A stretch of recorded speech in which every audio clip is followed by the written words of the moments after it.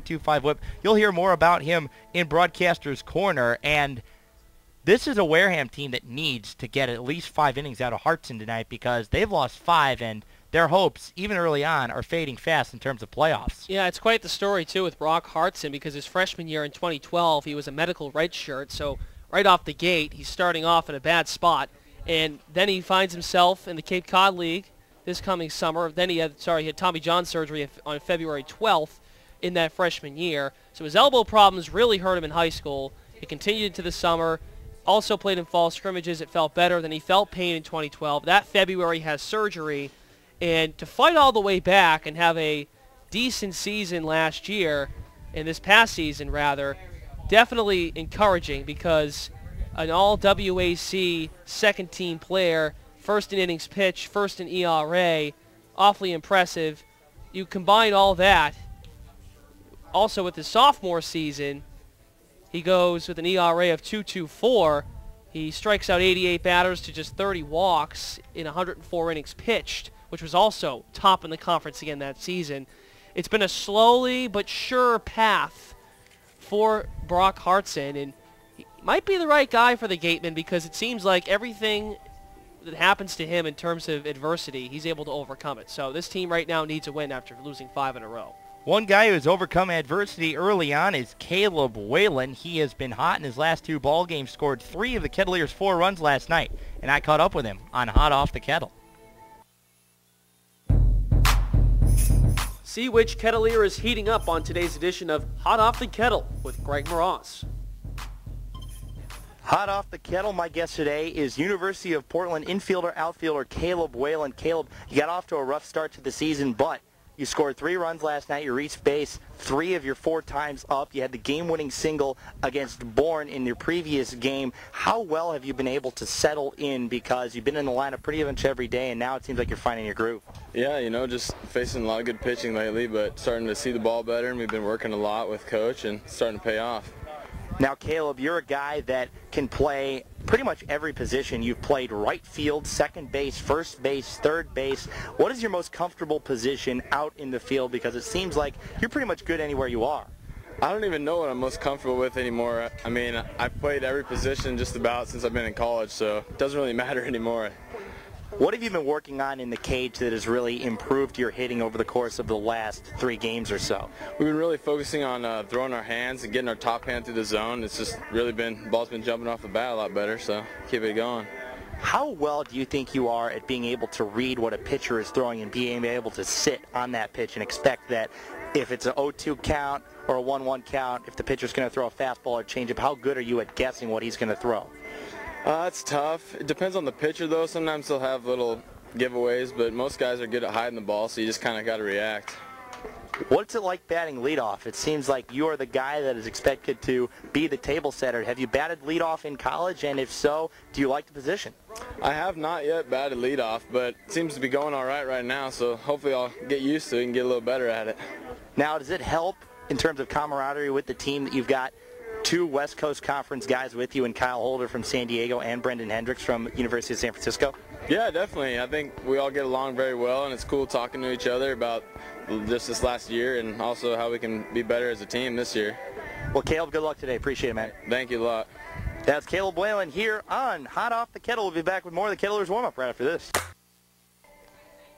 That was indeed Caleb Whalen, and now to preview the Wareham Gatemen, the pitching matchup with Brock Hartson, and what's gone wrong across the bridge so far this year, we join Mike Monaco, Sean Malone, and Megan O'Brien in Broadcaster's Corner. Welcome into Broadcaster's Corner, where we see what's going on with the opposing team from the guys who know them best. Standing by with the Wareham broadcast team, here's Greg Moraz. My guests on Broadcaster's Corner today are the Wareham Gatemen trio of Mike Monaco, Sean Malone, and Megan O'Brien. We'll start with you, Mike. Wareham, a 13-3 win at Chatham, second game of the year, and you were talking to me off the air that this was probably the best performance you've ever seen from the Gatemen, but it went south in a hurry. 5 losses. Gatemen haven't really got much offense going. What's been going on with the bats? Well, the bats have been there. That's the thing. They've been getting hits. They had 14 hits yesterday, and in their last 2 games combined, they've had 25 hits. only 8 runs, and the big reason why is runners left on base. They left 12 runners on base yesterday. They left 9 runners on base 2 nights ago. So you think about 25 hits, yes, that's great, but 21 runners left on base. They're just not getting the big hit in the big spot. They took Falmouth down to the wire last night, but they eventually fell 5-4, and on so many different occasions, they had a chance to win that game. It's just a matter of the big hit in the big spot. So far, it hasn't come, with the exception of that Chatham game. Now, you talk about, Sean, the way that this team, attitude-wise, has been feeling 5 losses in a row. What do you think the attitude of this team is right now? Because obviously this was not the start that any of these guys or Cooper wanted to get off to. Well, the attitude is still positive with the team. We were seeing that at dinner last night. You know, there's still, the hopes are high. But like Mike was saying, the pieces just haven't fallen into place. They haven't gotten those hits to end up producing runs. At the end of last night's game, in the end of the 6th inning, they left the bases loaded. In the 7th and 8th, they left 2 on. In the 9th, they left 1 on. So they're getting the hits in the big situations when they need them. They just are still struggling to bring them home. The lineup for the Gatemen was recently changed last night. They rearranged the order a little bit, moved Jake Little to the 3 spots. They made Willie Calhoun the leadoff hitter. Keaton Aldridge played DH, so I expect he's going to continue to get more at-bats as he's batting over 500 entering today's game. I'm willing to give it more than just one game's chance, the new lineup. I think it will start producing more runs on a consistent basis. But like Mike said, if they got to start bringing those runs that they have on base down to home plate. And if they don't, the attitude may change on the team. Now, Megan, you've seen this team through the progression of the season, and one guy who has really been highlighted a lot because of his family lineage is Preston Palmero. What have you seen from him so far, and what has he contributed to this team, especially with some of the wisdom that his dad brings in terms of the art of hitting? Well, I think Preston, we've seen a slow start out of Preston as of late. Yesterday, defensively, there was a ball hit over to left field, and Preston just underestimated it, didn't quite run far enough back to it. Also, Preston's really struggled in the batter's box, hasn't been very productive. We saw him score a run at YD off of a walk and then a couple of wild pitches. But talking to Preston out of the game, he says that his dad watches all of his at-bats, gives him some feedback, but we haven't really seen a whole lot of offensive production from him. I know he's here with 2 of his teammates from NC State, and they'll be facing off one of the Kettleers today, also from NC State. So I think that team camaraderie coming together has shown on the field for the Gatemen. But from Preston as of late, haven't seen much. Look forward to seeing it in the future. Final questions for you, Mike. Today's starting pitcher for the Wareham Gatemen, Brock Hartson from University of Texas San Antonio. He's 0-1 on the season. He had a good season down at UTSA. But what are we going to expect from him in terms of the scouting report? Yeah, he's not an overpowering guy by any means, but he's always around the strike zone, and he can pick up strikeouts. He had 6 strikeouts in 5 innings on Saturday against a Harwich team that is very, very good. He only gave up 2 runs against the Mariners, and they're really leading the league in a lot of offensive categories right now. So Hartson is a right-hander who will throw strikes, and I'm expecting a pretty good outing from him today. He got off to a poor start in the exhibition game. He had the first inning, didn't record an out in that inning. He bounced back really well against Harwich, and I think that'll continue today. Awesome. Mike, Sean, and Megan, thank you so much for joining us here on Broadcasters Corner. We'll be back with more of the Kettlers warm-up right after this. The Kettleers and Katuitt Athletics Association want to welcome Bank of Cape Cod as a premium sponsor and member of the Executive Kettleers Club. Bank of Cape Cod is a locally owned and managed commercial and community bank. Today's broadcast is brought to you in part by Cape Cod Healthcare.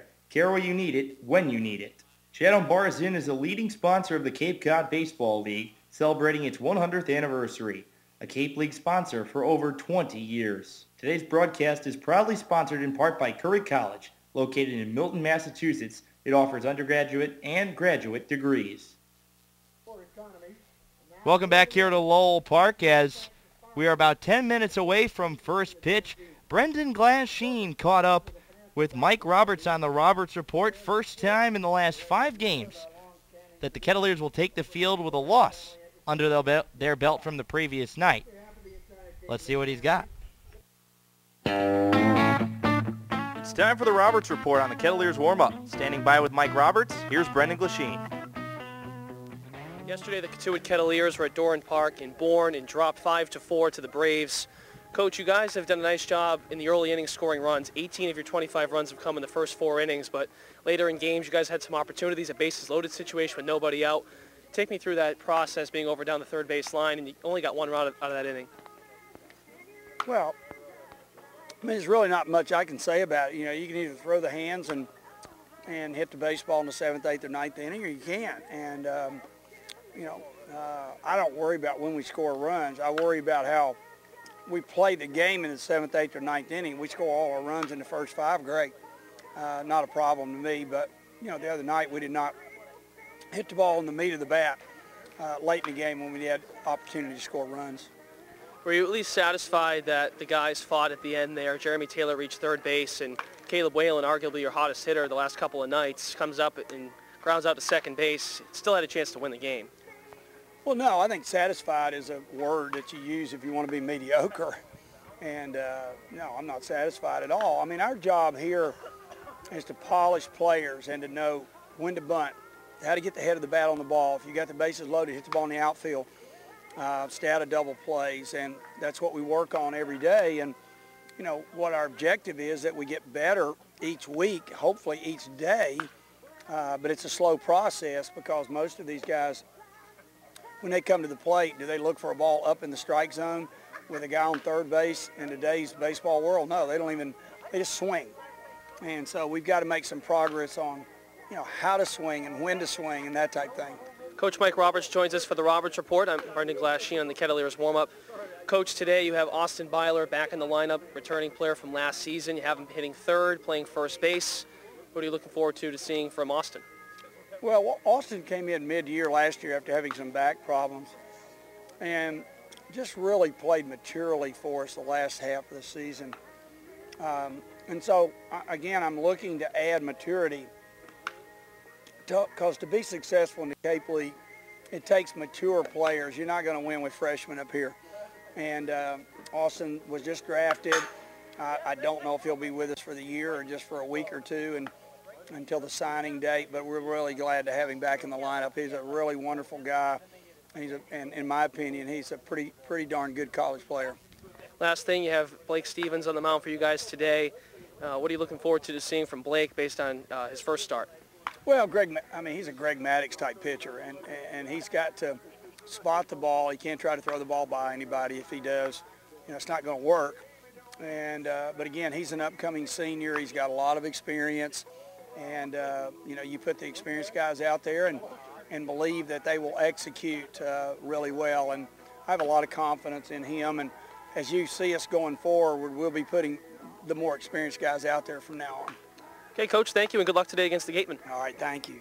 Awesome. Coach Mike Roberts joins us for the Roberts Report every game on the Kettleers warm-up. Up next, we have starting lineups and defensive alignment, as well as the pitching matchup for the Kettleers and the Gatemen. It starts at 5 p.m. Today's broadcast is proudly sponsored in part by Curry College. Located in Milton, Massachusetts, it offers undergraduate and graduate degrees. Chatham Bars Inn is a leading sponsor of the Cape Cod Baseball League, celebrating its 100th anniversary. A Cape League sponsor for over 20 years. The Kettleers and Cotuit Athletic Association want to welcome Bank of Cape Cod as a premium sponsor and member of the Executive Kettleers Club. Bank of Cape Cod is a locally owned and managed commercial and community bank. Today's broadcast is brought to you in part by iHealth Services, proud sponsor of the Cape League for 14 years. Today's broadcast is brought to you in part by Cape Cod Healthcare. Care where you need it, when you need it.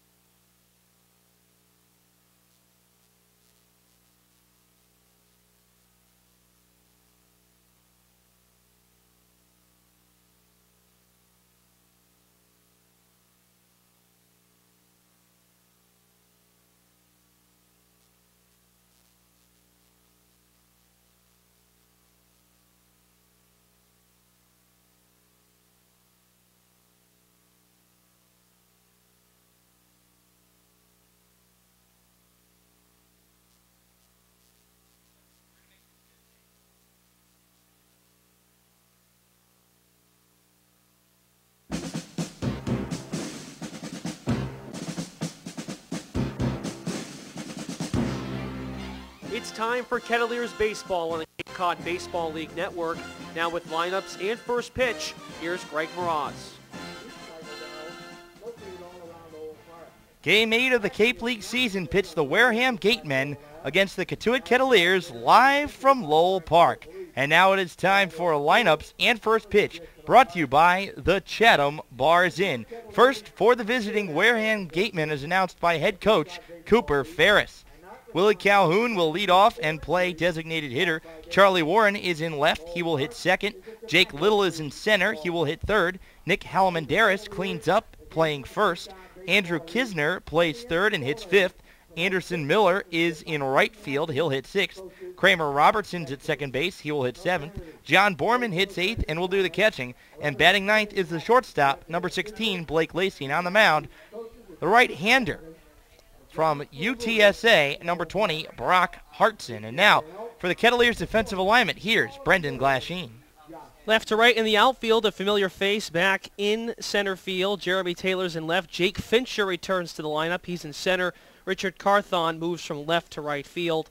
Left to right in the infield, Logan Taylor, Kyle Holder, Caleb Whalen, and returning Kettleer from last season, Austin Byler, Jamison Fisher does the catching for Blake Stevens. And now we will give you the Kettleers starting lineup. We'll also give you the Kettleers starting lineup again before the bottom of the first inning. Here's how Mike Roberts will line them up today. Caleb Whalen back in the leadoff spot. He will start at second base. Jamison Fisher will be the designated hitter. He hits second. Austin Byler back in the lineup, back in the Cape League. He will be hitting third. Casey Schroeder cleans up. He will do the catching. Logan Taylor is at third base tonight. He will hit fifth. Richard Carthon out in right field.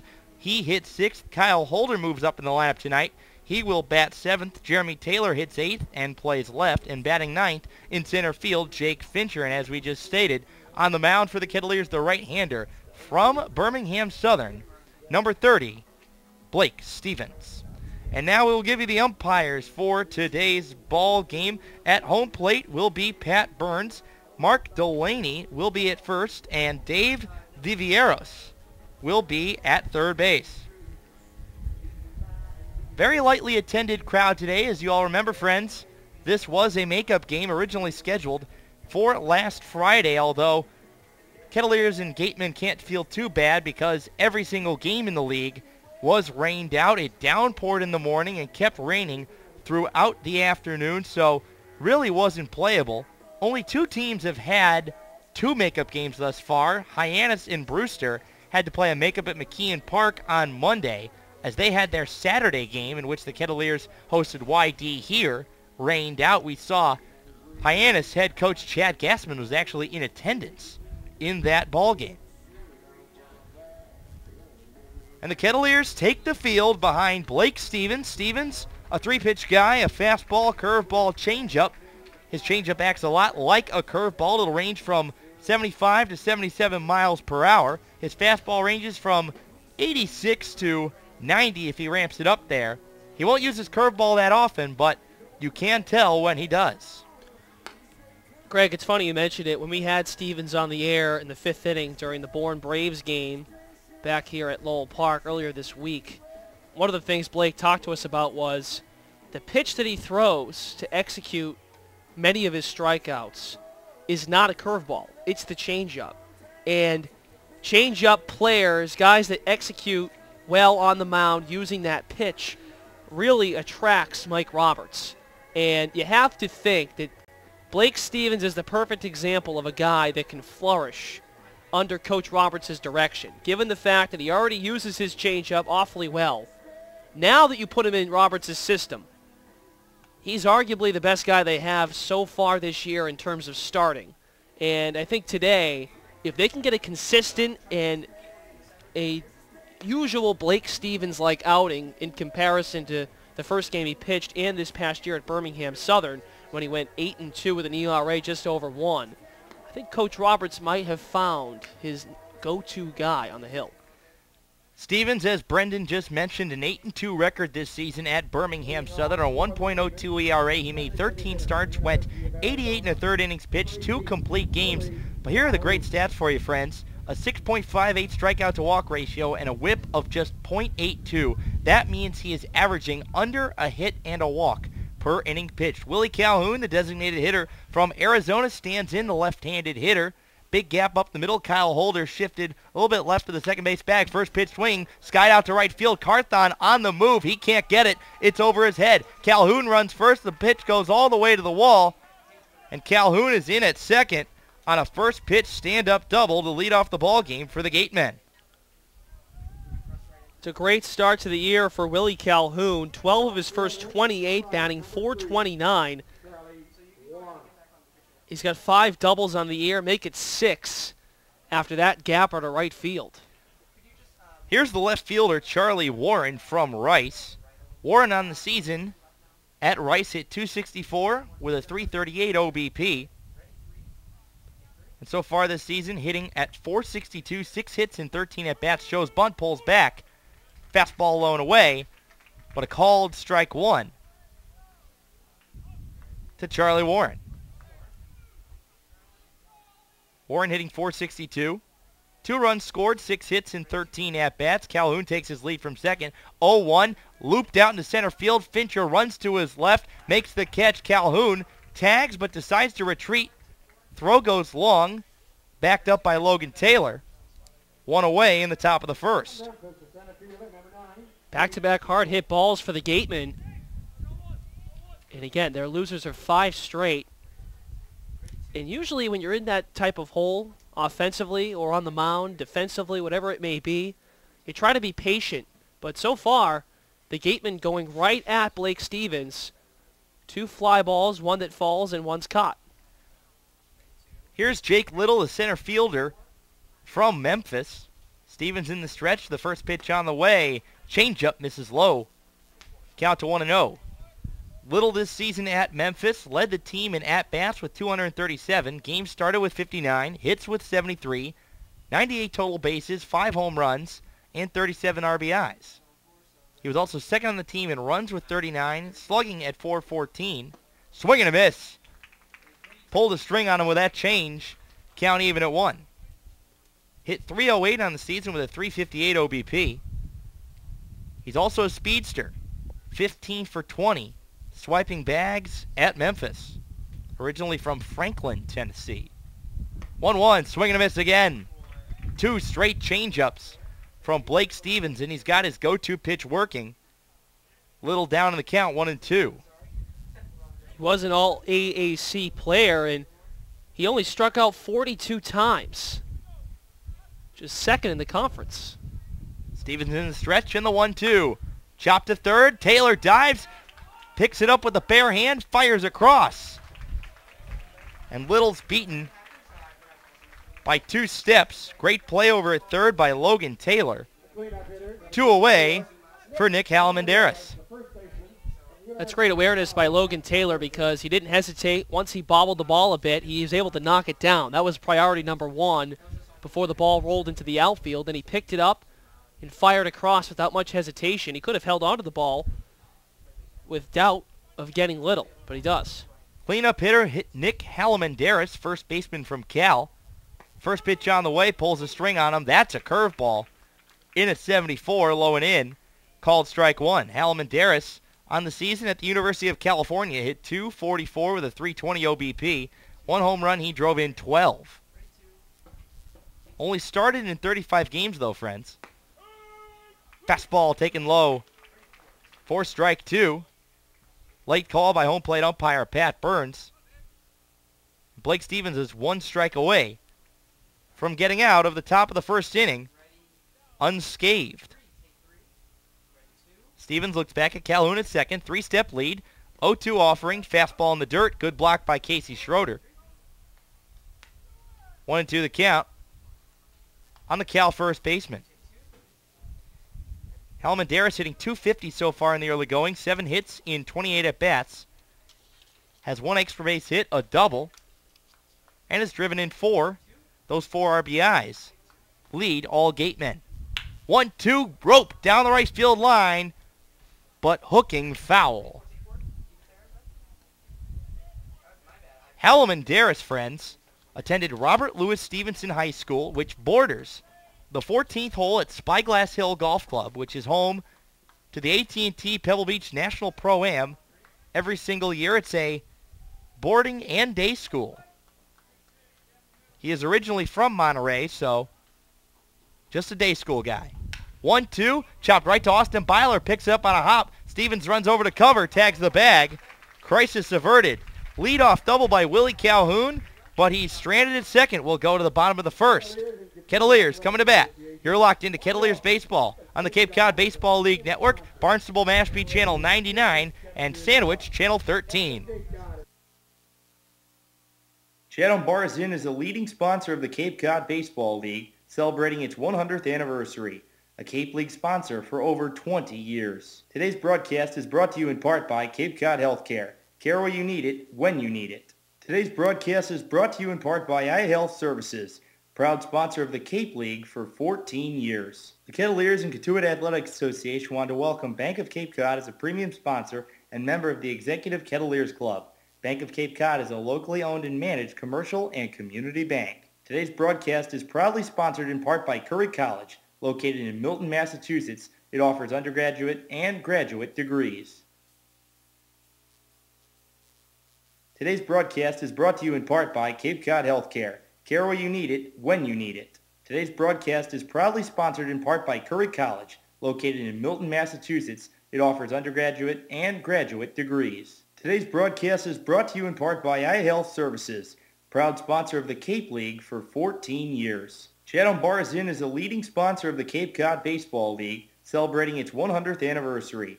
A Cape League sponsor for over 20 years. The Kettleers and Cotuit Athletic Association want to welcome Bank of Cape Cod as a premium sponsor and member of the Executive Kettleers Club. Bank of Cape Cod is a locally owned and managed commercial and community bank. The Kettleers and Cotuit Athletic.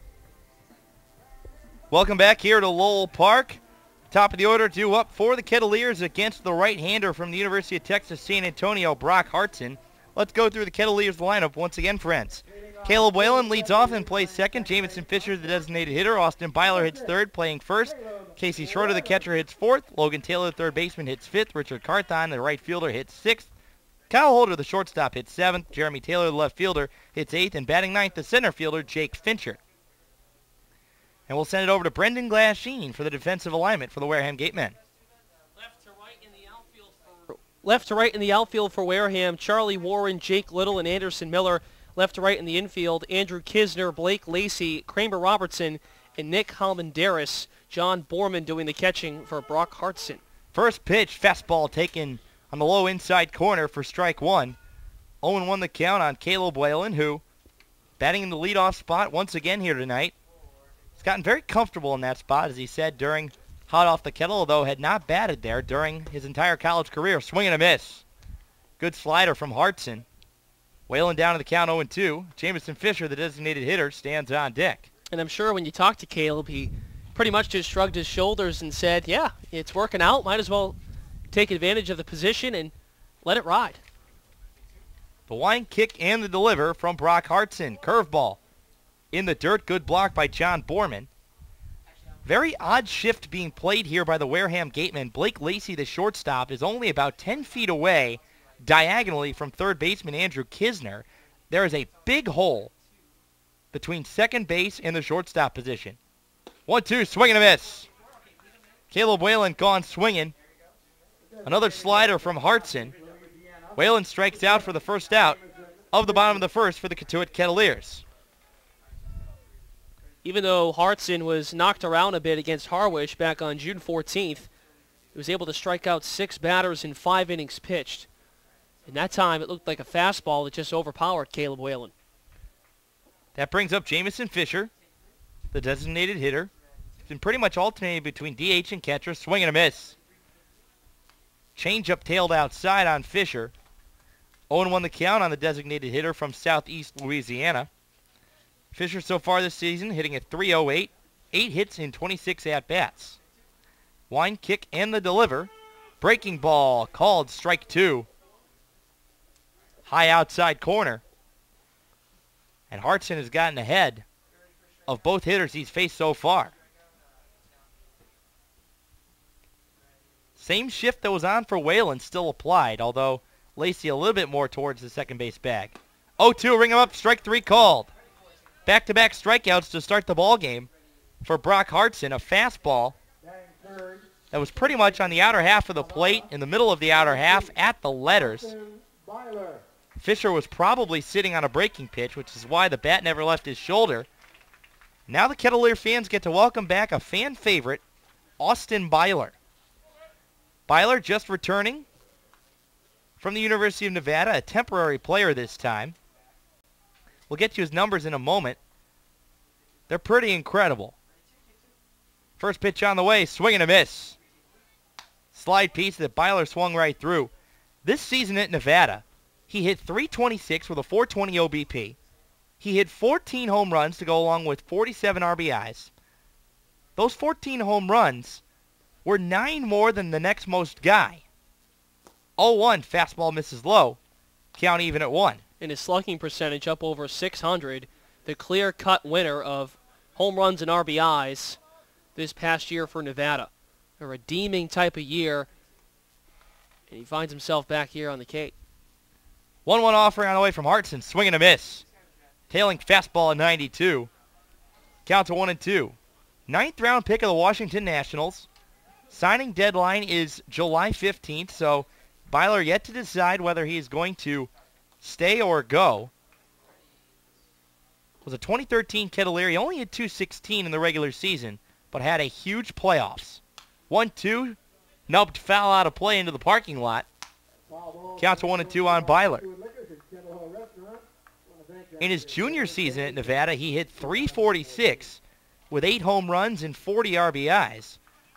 It just puzzles me that a guy that has put up such consistent statistics gets drafted as low as the 9th round.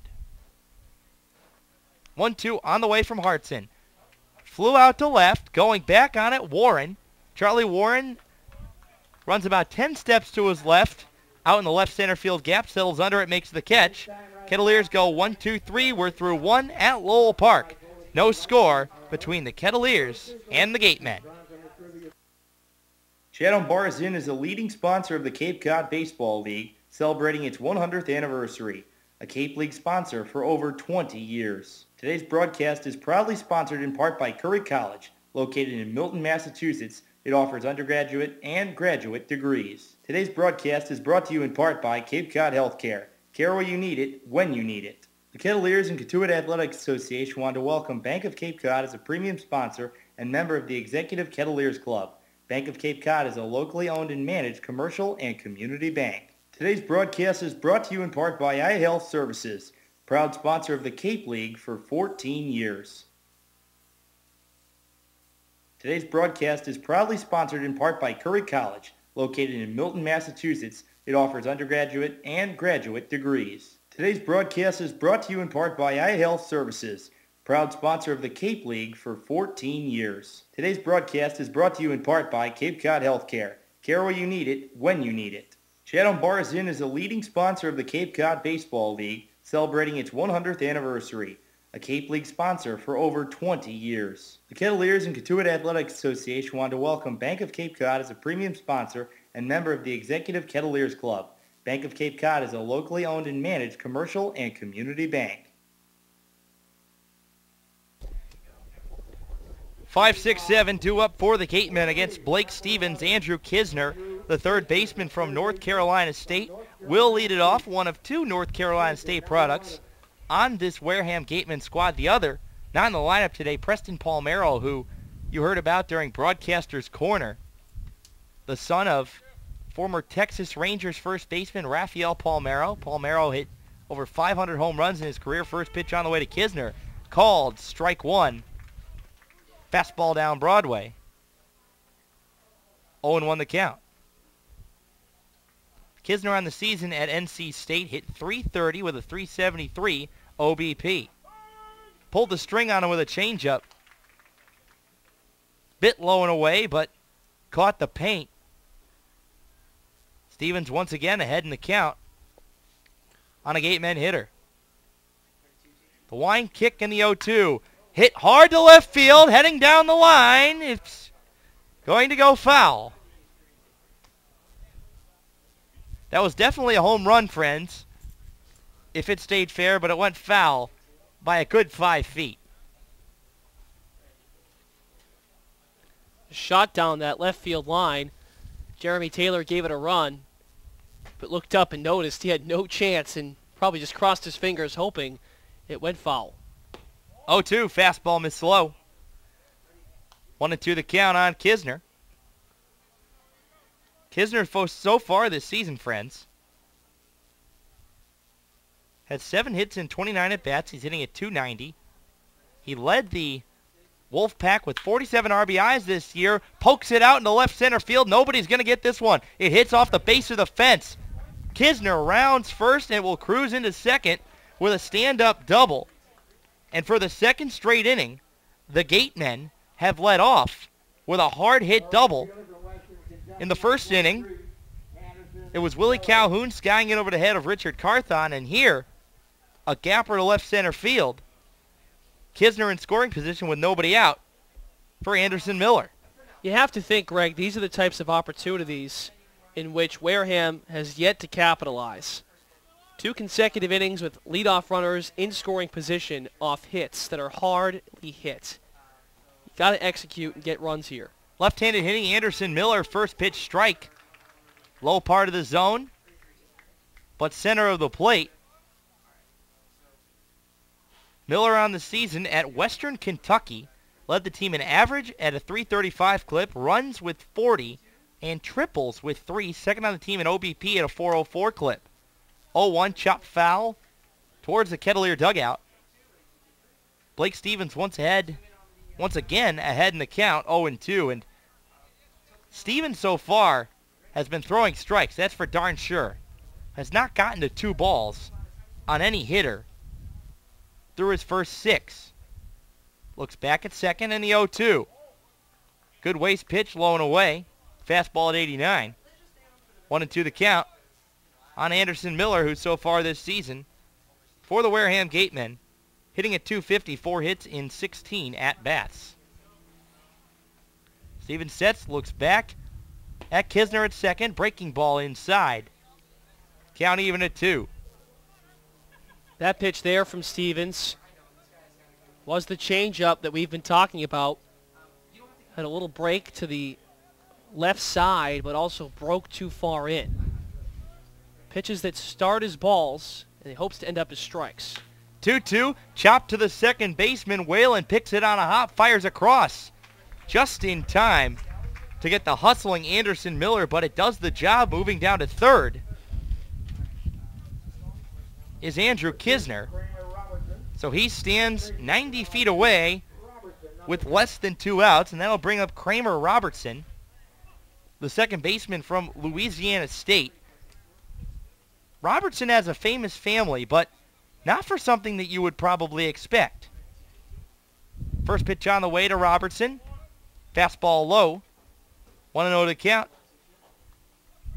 on the LSU infielder. Hit 200 this season on the Bayou. A .339 OBP. Started in 30 games, but played in 47. Infield in for the Kettleers. Change up low. 2-0 the count. Outfield at normal depth. Big gap out in right center field. Jake Fincher shaded 2 steps to the left of dead center field. Stevens in the stretch. Stares at Kisner at third. 2-0. Hit right to Logan Taylor. It goes off of his glove. Deflects right back to Kyle Holder. But no play can be made. Runners at the corners. 1 out. Which will bring up the catcher, John Borman. Did not get to tell you the famous connection there, friends, but Kramer Robertson's mom is Kim Mulkey, who is the women's basketball coach at Baylor, one of the powerhouse programs in NCAA women's basketball, and Kim Mulkey also won the 1984 gold medal as part of the U.S. women's Olympic basketball team. How about that? I wonder if he had the chance to meet Brittany Griner. I'm sure over his time, as they do live in Waco, that he did. First pitch swinging, John Borman hit to Kyle Holder in the hole. Run's going to score. Throw to first, not in time. Gateman strike first. 1-0 Wareham in the top of the second. Scored a hit for John Borman as Kyle Holder worked far to his right, had to go to the backhand and throw off balance. A lot going on there at shortstop because not only do you see the runners advancing, one to home and one to second base, but you want to get a good throw on, and the throw is a little high, but too far in the hole, and Borman was well down the line. That brings up Blake Lacey, shortstop from the University of Southern California, one of the Trojans. First pitch to Lacey, called strike one at the knees. Lacey this season at USC hit .298 with a .358 OBP.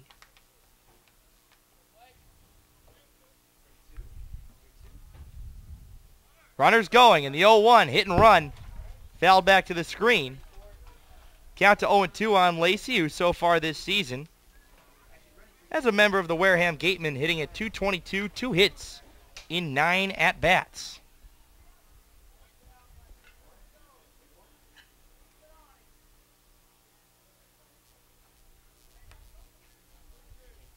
Stevens a long stare. Sets to the letters, looks back at second at Kramer Robertson. Now time is called and Stevens steps off once again.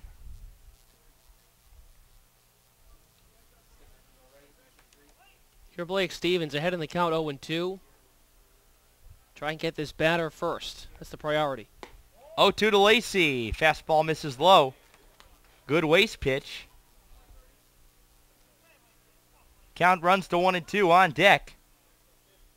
For the Gatemen is the leadoff man, Willie Calhoun, another Pac-12 product. Lacey from USC, Calhoun from Arizona. Time called once again, and Blake Stevens steps off the mound. Righty-righty matchup. Small lead at second for Robertson. Good size lead at first for John Borman. Stevens steps off, tries to pick off, but second baseman Whalen was not covering. Long second inning so far. No official time, friends, but a lot of timeouts called. 1-2, slice foul on the right field line. We'll do the 1-2 again. And these are the types of innings, if you're a starting pitcher, where it's a grind because you understand you've had to throw a lot more pitches than usual. The game has slowed down.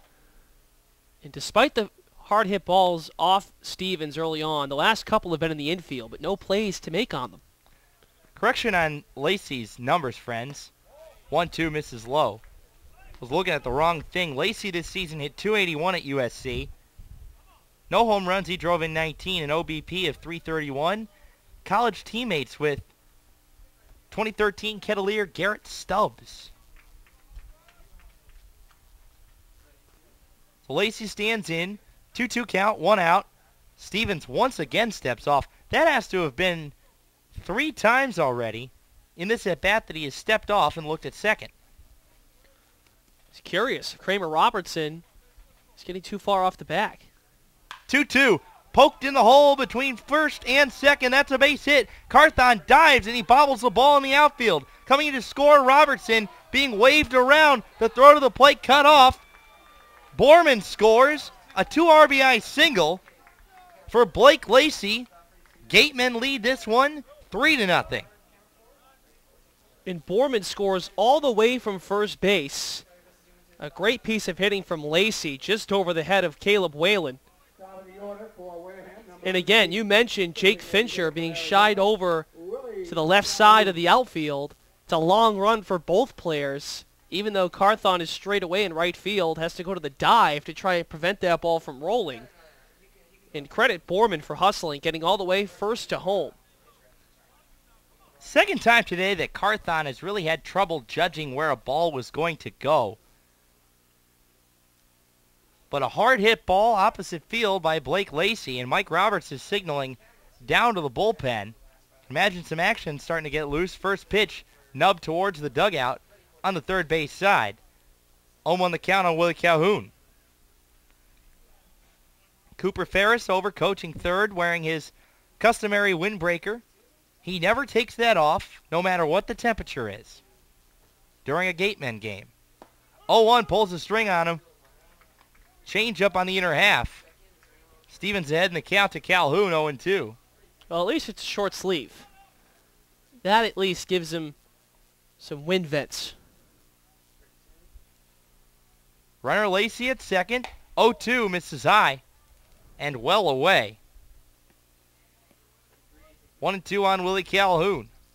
Calhoun led off the ball game with a double over the head of Richard Carthon. 1-2, swing and a miss. Got him with a changeup. Calhoun retired for the first time today. That'll bring up Charlie Warren. Number 3, Charlie Warren. So Stevens settles down after allowing 4 runners to reach in this inning. We'll recap the inning for you, friends. As Charlie Warren steps in, the left-handed hitter, first pitch swinging, chops it in front of the plate. Right in front of Casey Schroeder, he hands it back to home plate umpire Pat Burns. Andrew Kisner led off with a hard hit double in the left center field gap. Anderson Miller grounded out. That moved Kisner over to third. Kramer Robertson had an infield single. Runners at the corners, John Borman then drove in Andrew Kisner. 0-1 misses away. Count even at 1. And then the big blow, the opposite field single by Blake Lacey that plated 2 and put Wareham up 3-0. 1-1. Swing and a miss. Another good changeup at 79. You can tell his changeup ranges from 76 to 79. When he does throw the curveball, it's usually below 75 miles an hour.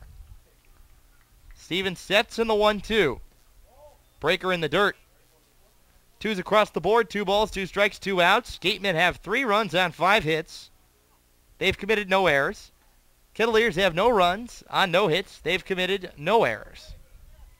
And you have to remember, Robertson and Borman, their base hits were in the infield. Some tough plays defensively for the Kettleers. 2-2 offering. Change up high. Count to full. On the Rice left fielder, college teammates with former Hyannis Harbor Hawk Skylar Ewing and returning Falmouth Commodore Leon Bird. Former Brewster Whitecap Aaron Rudder. Payoff pitch, misses low and away. Warren walked. Gatemen have runners on first and second with 2 outs and some action going in the Kettleer bullpen. And it's the new guy. Reagan Bazar is loosening up for the Kettleers in the bullpen down the left field line.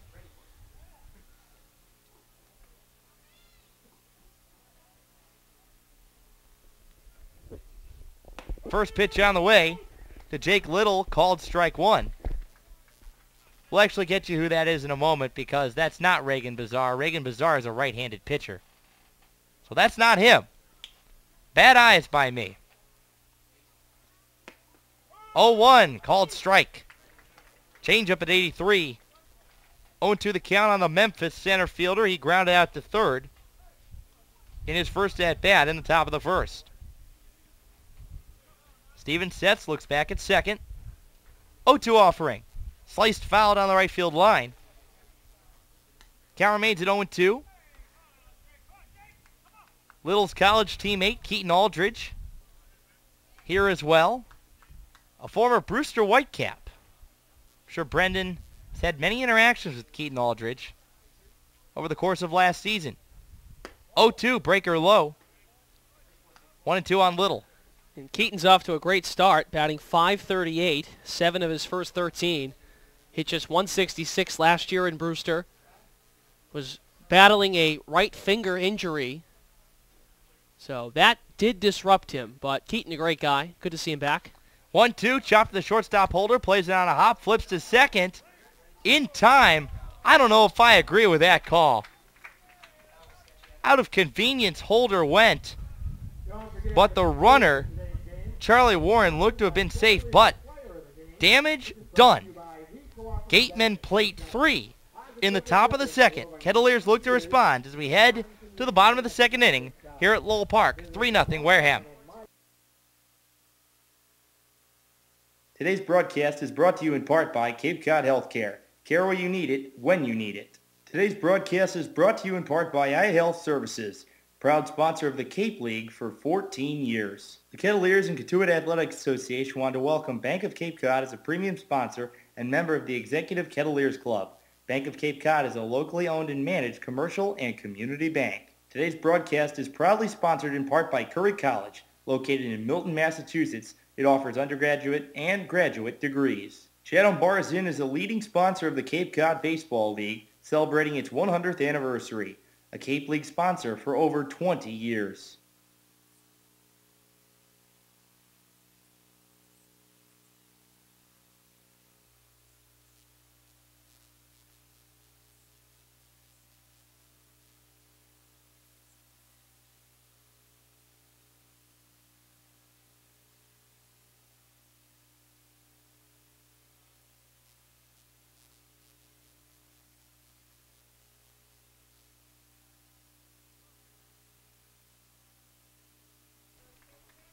Four, 5, and 6 due up for the Kettleers against Brock Hartson.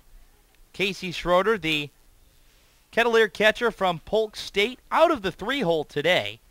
He is in the cleanup spot, batting from the left side against Brock Hartson. Big hole up the middle as Blake Lacey has once again shifted well to the left side. First pitch called, strike one on the outside corner. 0-1 the count on Schroeder. Schroeder had a solo home run in his first at-bat of his last home game against the Bourne Braves. The wind in the 0-1. Skied out of play to the left side over the third base grandstand. Schroeder quickly down to the count 0-2. Not a good day yesterday for Casey Schroeder, to say the least. 0 for 3 with 3 strikeouts. Did walk in the 8th when he was turned around on a pitching change to hit right-handed by Bourne manager Harvey Shapiro. 0-2, skied out of play towards the Kettleer bullpen. Count remains 0-2. Yeah, definitely a disappointing day as he struck out 4 times in a row, dating back to that first game against Bourne here at Lowell Park in the 6th inning, the game in which he hit the Kettleers' first home run of the season. 0-2, breaking ball in the dirt. Good block by Borman. Didn't really matter, though. Nobody on base. Hey, well, home run's a home run. It's a little harsh. I was more referring to the fact that the ball didn't get to the backstop. 1-2, Schroeder hits it towards Halleman Darris, picks it up on the backhand. Covering it first is Hartson. Schroeder retired. Logan Taylor stepping to the plate. That's what I meant. The fact that Borman made the block on a 0-2 count. No runners on base. Had it gone back to the backstop, wouldn't have really mattered. I got you. Obviously, any home run matters. Especially in the Cape Cod League. Especially in a wooden bat league where you go back to school and you're hitting with metal bats. And the Cape League, very unique in the sense that it's a wood bat only league. Logan Taylor steps in, the third baseman from Texas A&M. Slightly open stance. First pitch on the way from Brock Hartson. Misses low for ball 1. I'm very interested to see why Cooper Ferris keeps playing this abnormal shift in which he is essentially giving the Kettleers a base hit if they hit it anywhere just to the left of the second base bag. 1-0 offering. Fastball low and away. Taylor in the driver's seat, 2-0. And he had a big day yesterday, had 3 hits in the lineup, and we gave Logan a hard time as he's heard us on the air say he was 0 for his last 9, but again, came up big on Sunday against Chatham with a 2 RBI double. Hit hard and deep to left field. Going back on it, Warren at the wall. Goodbye! Light it up. Logan Taylor. A moonshot to left. Kettleers on the board. It's now 3-1 Wareham. He must have heard me bring it up again. A stretch where he was 0 for 9. Hit safely against Chatham on Sunday in a doubleheader. Hit 3 hits yesterday against the Bourne Braves. Seeing the ball well, as he's told us multiple times. Hasn't really found the gaps for the most part. Had a double and a single struck up the middle in yesterday's game, and there elevates one to deep left field just to the left of the American flag at Lowell Park. Logan's on fire. First pitch to Richard Carthon. Breaking ball taken for a strike on the low outside corner. 0-1 to the Tulane Green Wave right fielder. That ball was crushed. Got up high in the jet stream and just kept going. Second home run for the Kettleers this season at Lowell Park. Second home run as a team. Yeah, and Greg Logan only had one home run this past season at Texas A&M. 0-1 to Carthon, hit hard to right field. Going back on it is Anderson Miller. He is about 5 steps in front of the wall, and he'll make the catch for out number 2. Another hard hit ball. Kettleers are hitting the ball hard this inning off of Brock Hartson. It's almost like they're watching how Blake Stevens has been hit. They're doing the same thing now, seeing the ball well against Hartson. And whenever a teammate goes yard against a starting pitcher, it gives you some confidence that, hey, I have a chance to put the bat on against this kid. Here's Kyle Holder. First pitch fastball misses low. 4-1. Holder so far on the season for the Kettleers, hitting at .158. 3 hits and 19 at-bats. 1-0, swing and a miss. Good breaking ball by Brock Hartson. Slider at 84, count even at 1. Another interesting defensive alignment here. Third baseman Andrew Kisner in on the grass, and the rest of the infield is well back towards the outfield. Chopped foul. We'll do the 1-2 again. It's interesting how Kisner approaches his defensive style at third base. He starts in, and then he backpedals back during the pitch. Now he's settled in deep third base territory. Hartson gets his sign. Foreman sets to the inside. 1-2 pitch. Nubbed off the wrist. Blake Lacey will come over about 5 steps behind the third base bag and make the catch for out number 3. But the Kettleers get on the board on a moonshot by Logan Taylor. We'll head to the third. Garrett Hayward coming into the ball game. Wareham leads this one 3-1 on the Cape Cod Baseball League Network, Barnstable Mashpee 99, and Channel 13 Sandwich. Today's broadcast is proudly sponsored in part by Curry College, located in Milton, Massachusetts. It offers undergraduate and graduate degrees. Today's broadcast is brought to you in part by iHealth Services, proud sponsor of the Cape League for 14 years. The Kettleers and Katuitt Athletic Association want to welcome Bank of Cape Cod as a premium sponsor and member of the Executive Kettleers Club.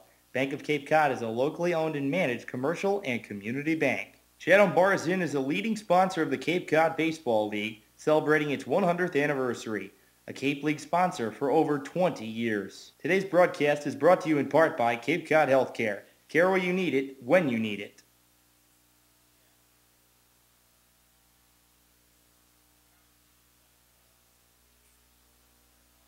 Chatham Bars Inn is a leading sponsor of the Cape Cod Baseball League, celebrating its 100th anniversary, a Cape League sponsor for over 20 years. The Kettleers and Katuitt Athletic Association want to welcome Bank of Cape Cod as a premium sponsor and member of the Executive Kettleers Club.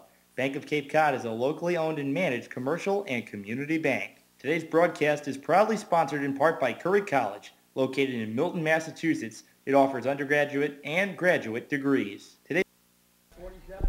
Welcome back to Lowell Park, a 3-1 score advantage. Wareham Gateman through 2 innings with Greg Mraz and Brendan Glasheen. Pitching change for the Kettleers. It's Garrett Hayward of Duke. Garrett Hayward has only made 1 appearance so far this season. It was a start in Game 1 against the Chatham Anglers, and Garrett Hayward went 2 1/3 innings pitched. He gave up 4 hits, struck out 1, and walked 3. Gets credit with the win in that start. Lefty's first pitch is chopped over to second base. Caleb Whalen picks it up on the run, throws to first in time. Retire Nick Halmandaris for out number 1 in the top of the third. You brought up something interesting off the air, Brendan, that most of Coach Roberts' pitching changes have been during the middle of an inning. This may be only the second time, as you mentioned, through the first 8 games that a new pitcher has started an inning. Not come in during the middle of an inning, but actually started the next inning. 2 innings for Blake Stevens, allows 3 runs, all of them earned on 5 hits. First pitch to Andrew Kisner, a fastball that catches the outside corner for a strike. 0-1. Garrett's brother Vaughn played for the Kettleers last summer. Helped the team reach the championship run. 0-1 pitch, fastball upstairs. Evens the count at 1-1. For Garrett, starting the year in June with the Kettleers, a temporary player. Holds the glove on his thigh, brings it to his face. The pitch, sliced to the right, foul. 92 on the gun. It's 1-2. Hayward is a guy that stands at 6'7". He's one of 3 Kettleers that is 6'7" on this team. The Kettleers have some arms that are very, very tall. He's into the windup. 1-2 pitch. Poked the same way, foul. We'll do the 1-2 pitch again. You look at guys like Trey Wingenter at 6'7" from Auburn. Saw Daniel Lewis yesterday, the 23-year-old, start for the Kettleers. He's another big guy at 6'4". Hayward's into the windup. 1-2. Fastball gets away just off the lip of the glove of Casey Schroeder. Count evens at 2-2. A guy we haven't seen yet, Reagan Bazar, just arrived from the University of Louisiana Lafayette. He also stands over 6'5". Hayward waits for his sign from Schroeder. He's into his windup, the 2-2. Swung on and missed. He got him. Fastball up and away. Retires Andrew Kisner. 2 outs for Garrett Hayward in inning number 1 of relief. Still a 3-1 lead for Wareham. Kettleers down in a hole like we've seen in the past. Good bullpen pitching is necessary this evening in order to get the Kettleers a... Anderson Miller takes a fastball at 89 on the outside corner. At the belt, 0-1. Well, I was going to say, get the Kettleers in a situation where they can chop back bit by bit. The lefty fires. Curveball that doesn't break too much. Misses high, 1-1. Anderson Miller of Lexington, Kentucky. Played at Lafayette High School. The 1-1. Chopped off of his leg. Foul. Schroeder picked it up. Thought about an attempt to throw to first base, but the bad news from Pat Burns, a foul ball. Anderson Miller didn't even leave the box. The lefty touches home plate on the outside and the inside. Holds the bat above his shoulder as Hayward awaits the sign. The 1-2. Chop towards third base over the head of Taylor. Now picked up by Holder. Throw across. Not even close. As Miller swiftly gets down the first base line, he's safe. It's the second infield hit already today for the Wareham Gatemen. Make it 6 total. A 2-out base runner in the 3rd inning. Ball's just hitting spots where fielders are not on balance. And that's a problem sometimes, that if guys are not in a position to make a good throw, more than likely they shouldn't make the throw. Here's the LSU second baseman, Kramer Robertson. Takes a fastball outside, 1-0. Robertson singled and scored in the 2nd inning. 1 of 3 runs for Wareham. A 3-1 advantage on the Kettleers. Check from Hayward over to first base. Nothing doing with Miller. Anderson Miller has 1 stolen base on the year. He's been caught once. Hayward's 1-0. Fastball inside corner. He pops the glove at 87. Count even at 1-1. Katuitt had a 4-game winning streak going into yesterday's game against Bourne. It lost its 2nd 1-run game of the year. They played in 5 total. Check over at first. Nothing doing again. It's a good start to be 3-2 and above 500 in 1-run games. But to have 5 of them in 7, it's pretty crazy. The lefty holds the pitch. Fastball lifted to the right side, out of play, above the dugout of Wareham. The count remains 1-2. Looking up his name this morning, what a great name, Kramer. All I can think of is Cosmo Kramer from Seinfeld when he stands to the plate. My first girlfriend in middle school, her last name was Kramer. 1-2 pitch. Fastball, chopped to the right, into the trees, foul. Did she greet you? Hey, buddy. Hey, buddy. Which is Cosmo Kramer's customary greeting, as he would always walk into Jerry's apartment, for anybody who is a Seinfeld fan. If you were curious, her name was Shelby. 1-2, Hayward to the set, runner at first, 2 down, a 3-1 lead for the Gatemen. The pitch, the runner's off, Schroeder's throw to second. Not in time. The slide down, and it's good. Anderson Miller, his second stolen base of the season. The Gatemen have another runner in scoring position with 2 outs. They count 2-2 on Kramer Robertson. Gatemen have had a runner in scoring position every inning so far. Hayward looking in to Schroeder, asks for a repeat of the sign. He agrees with them now. 2-2 pitch. Dribbled behind home plate, foul. Count remains 2-2. The one thing that's different about Kramer Robertson and Cosmo Kramer, Kramer Robertson much shorter, much more athletic. Cosmo Kramer with much more wily hair. Typically would wear lobster shirts. Hayward gives Miller a look. The 2-2 offering. Way upstairs and inside. For a ball, the count runs full 3-2. In the third inning at Lowell Park, the Kettleers have another one tomorrow against the Orleans Firebirds. Right now, playing the Wareham Gatemen, trailing 3-1. The 3-2. Swung up the middle, base hit. Kramer Robertson lines it in. An error now by Fincher in center. No problem to score.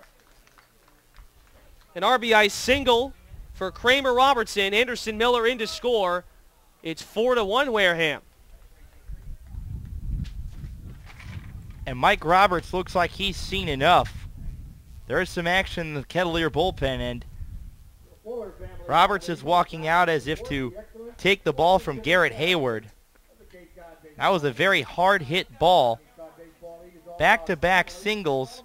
One via the infield hit, which was very much unlucky. Anderson Miller didn't hit the ball that hard, but Kramer Robertson on a 3-2 pitch got a meatball and didn't miss. And what has to be frustrating here is that the first inning of relief for Hayward is he got the 2 outs. A ground out to second base, and he struck out Andrew Kisner. This does not seem like a pitching change because Roberts had most of that conversation with Casey Schroeder. He leaves the mound by tapping him on the chest. And we talked about this in the pregame show today. Mike Roberts makes all of the trips to the mound, whether it's a pitching change or a pep talk, whatever it may be. 2 outs in the third inning. Wareham leads Katuitt 4-1. An RBI single from Kramer Robertson that scores Anderson Miller. Garrett Hayward, the pitcher for Katuitt. The lefty sets the pitch. Fastball in the inside corner from the Blue Devil. Notches the corner. It's 0-1. Blake Lacey on deck to John Borman. Borman an RBI single. He also scored the third run of the game for Wareham. Pitch upstairs again. Schroeder out of the crouch. Breaking ball that doesn't go the way he'd like it to. 1-1. Hayward holds the glove with one finger out of it. On his knee. He's to the set. At the belt. Delivers. Another pitch that misses way outside and high. 2-1. Hayward just went a few innings. Didn't even hit double digits this year with Duke. Struck out 7 batters over the course of a handful of innings. Checks in with Austin Byler. Nothing doing with Robertson. He's never hit double digits in his career. Sophomore season at Duke, he pitched just a touch under 7 innings. That's the most he's pitched in a single season. The right-hander Borman awaits the pitch. Doesn't catch the corner. Inside, 3-1.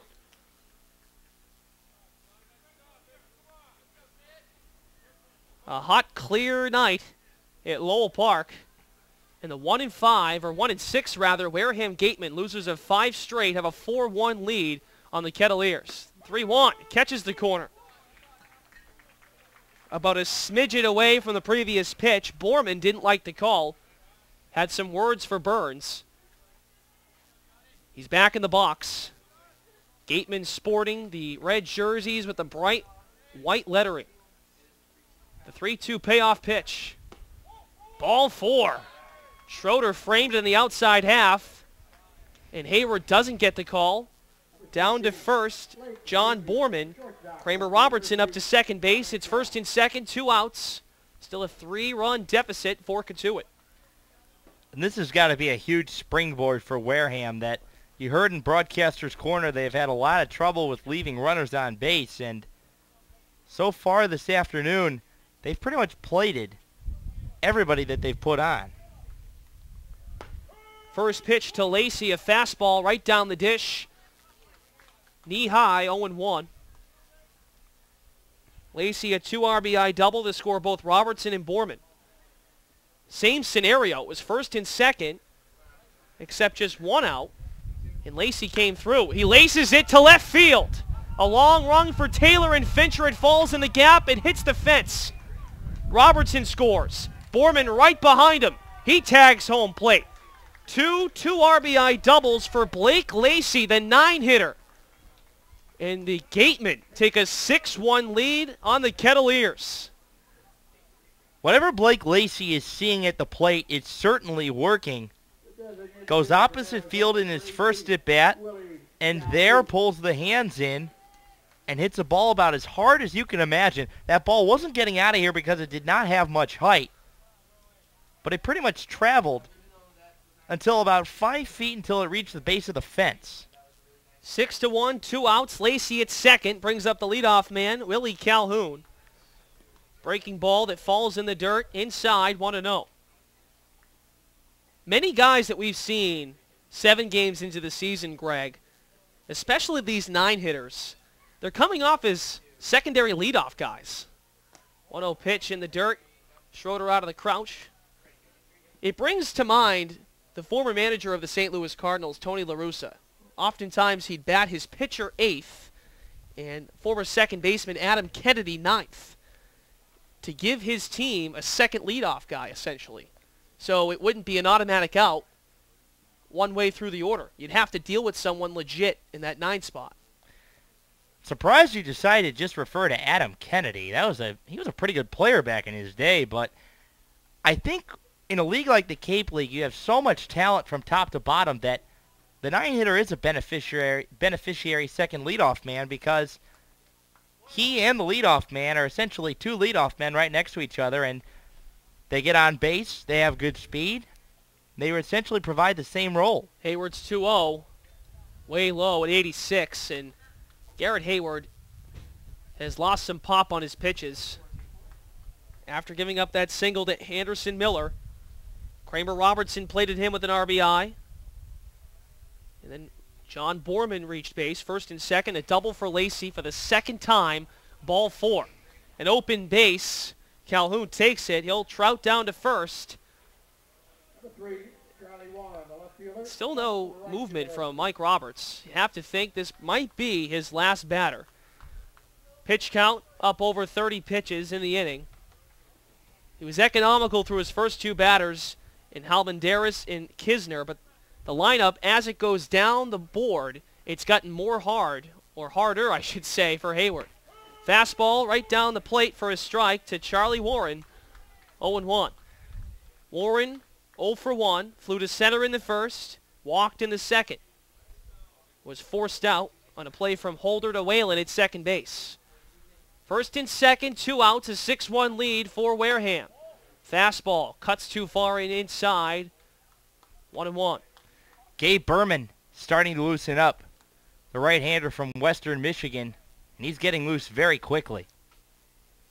Damage control is where we're at now in this game. 3rd inning, 2 outs, first and second for Wareham. They've already struck for 8 hits on 6 runs. Fastball, outside corner, catches the corner. 1-2. And perhaps this could be a big pitch to get the Kettleers back in the bullpen, or back in the dugout, rather. 1-2 the count. Warren holds the bat lightly. Now puts it over his shoulder. He awaits the 1-2. Hayward's pitch. Strike 3 called. Comes back with a fastball at 90. He removes his cap to wipe some sweat, because that was a rocky inning. 3 more score for Wareham as they almost bat through the order in this third inning. We'll go to the home half of the third at Lowell Park. Gateman 6, Kettleers 1 on the Cape Cod Baseball League Network, Barnstable Mashpee, Channel 99, and Channel 13 Sandwich. Today's broadcast is brought to you in part by Cape Cod Healthcare. Care where you need it, when you need it. The Kettleers and Cotuit Athletic Association want to welcome Bank of Cape Cod as a premium sponsor and member of the Executive Kettleers Club. Bank of Cape Cod is a locally owned and managed commercial and community bank. Today's broadcast is brought to you in part by iHealth Services, proud sponsor of the Cape League for 14 years. Chatham Bars Inn is a leading sponsor of the Cape Cod Baseball League, celebrating its 100th anniversary, a Cape League sponsor for over 20 years. Today's broadcast is proudly sponsored in part by Curry College, located in Milton, Massachusetts. It offers undergraduate and graduate degrees. Today's broadcast is proudly sponsored in part by Curry College, located in Milton, Massachusetts. It offers undergraduate and graduate degrees. Today's broadcast is brought to you in part by Cape Cod Healthcare. Care where you need it, when you need it. Chatham Bars Inn is a leading sponsor of the Cape Cod Baseball League, celebrating its 100th anniversary, a Cape League sponsor for over 20 years. 8, 9, and 1 coming to the plate for the Cotuit Kettleers. They have some work to do as they trail Wareham 6-1 at Lowell Park. Greg Moraz and myself, Brendan Glasheen, on hand, bringing you Cotuit Kettleers baseball on the Cape Cod Baseball League Network. Jeremy Taylor looks at a fastball outside. 1-0. Plenty of run support for Gateman starter Brock Hartson. The righty has the glove towards his eyes. Now shifts and fires. Fastball at 91. Dips too low. 2-0. Wareham scored 3 runs in the second, 3 runs in the third. Only 1 run for the Kettleers, which came in the second inning. The 2-0 pitch drops low. 3-0. Hartson can definitely settle down. The righty kicks and delivers. Outside corner, a put-me-over pitch at 89 miles an hour. 3-1. This defensive alignment is still continuing to trip me up because it's not just one hitter. It's every hitter. That second base is pretty much wide open. Hartson's 3-1 pitch catches the corner again to the left-handed hitting Taylor. It's 3-2. What Greg's adhering to is shortstop Blake Lacey, shied far over to the left by Andrew Kisner. A large hole up the middle. Taylor grounds it towards that hole. Over comes Lacey. The throw to first is offline. Probably going to score at a single because Taylor was well down that line. And Greg, that goes back to what we just talked about. A long run for Lacey, right to left, does field it cleanly, but Jeremy Taylor was just a step away from first base. He got there no problem. And that position that Blake Lacey was in was actually closer to the second base bag than he was when there weren't 2 strikes on Jeremy Taylor. He was actually almost halfway to third base, probably 2/3 of the way to third base from the second base bag during the first few pitches of that at-bat. And now he's more in a normal shortstop position. Here's Jake Fincher, skies the first pitch of the at-bat down the right field line. In foul ground, Robertson makes the catch down the right field line.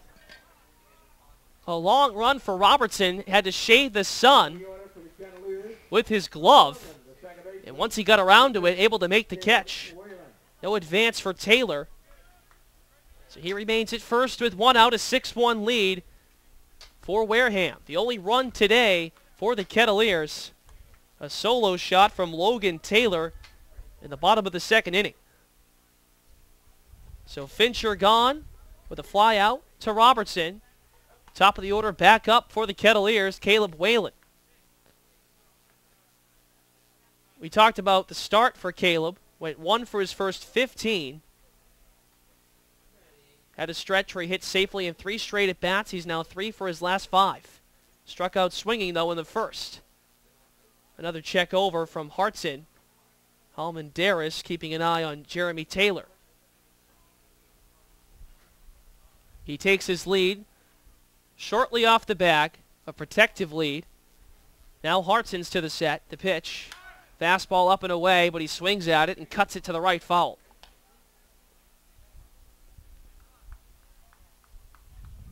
The Portland pilot, Caleb Whalen, caught up with us on Hot Off the Kettle with Greg before the game. And Greg, we spoke of this already.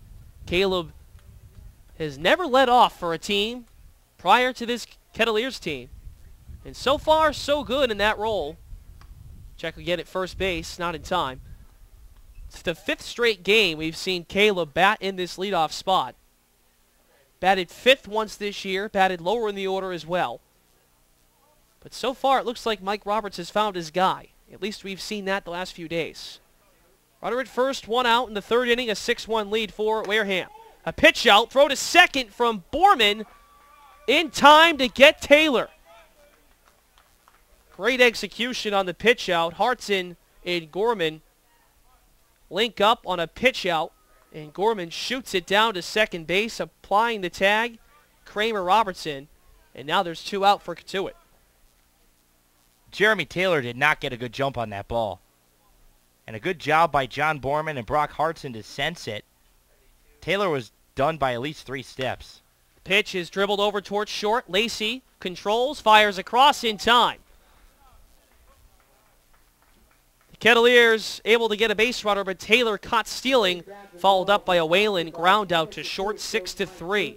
3 innings in the books at Lowell Park, 6-1. Wareham leads right here on the Cape Cod Baseball League Network. Barnstable Mashpee, Channel 99, and Channel 13 Sandwich. Today's broadcast is brought to you in part by Cape Cod Healthcare. Care where you need it, when you need it. Today's broadcast is brought to you in part by iHealth Services, proud sponsor of the Cape League for 14 years. Chatham Bars Inn is a leading sponsor of the Cape Cod Baseball League, celebrating its 100th anniversary, a Cape League sponsor for over 20 years. Today's broadcast is proudly sponsored in part by Curry College, located in Milton, Massachusetts. It offers undergraduate and graduate degrees. The Kettleers and Katuitt Athletic Association want to welcome Bank of Cape Cod as a premium sponsor and member of the Executive Kettleers Club. Bank of Cape Cod is a locally owned and managed commercial and community bank.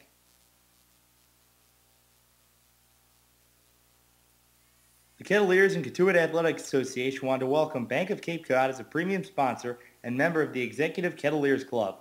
Bank of Cape Cod is a locally owned and managed commercial and community bank. Chatham Bars Inn is a leading sponsor of the Cape Cod Baseball League, celebrating its 100th anniversary, a Cape League sponsor for over 20 years. Today's broadcast is brought to you in part by Cape Cod Healthcare. Care where you need it, when you need it. Today's broadcast is proudly sponsored in part by Curry College, located in Milton, Massachusetts. It offers undergraduate and graduate degrees. Today's broadcast is brought to you in part by iHealth Services, proud sponsor of the Cape League for 14 years.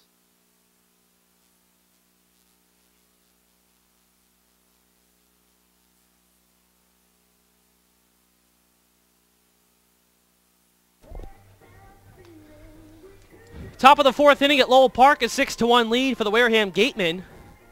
Already the 3rd pitcher for head coach Mike Roberts. Day done for Garrett Hayward in 1 inning of relief, and into pitch now, Gabe Berman. Gabe Berman, the right-hander from Western Michigan, an inning and 2/3 pitched so far this season for the Kettleers. He's allowed 2 hits, no runs, no walks. He has not struck out anybody. Got a big out in the Kettleers' opening win over YD, and last pitched on Monday against the Bourne Braves, going an inning and a 1/3. Gabe has to face the middle of the order, 3, 4, and 5 for Wareham. Jake Little, the leadoff batter in the inning. Jake is 0 for 2 with a pair of groundouts, both to the left side.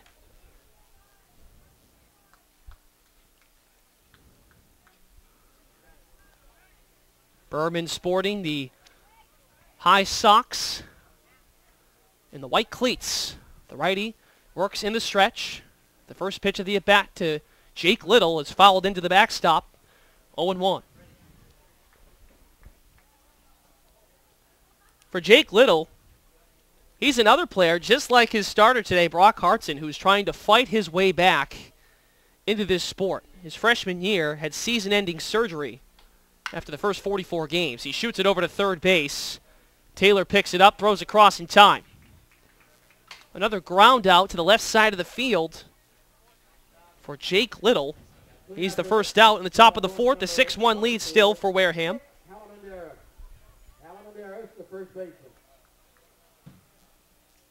Here's Nick Halmandaris, the cleanup man.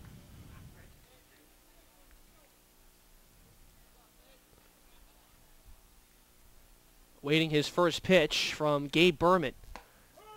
Breaking ball, cuts right to left over home plate for a strike, 0-1.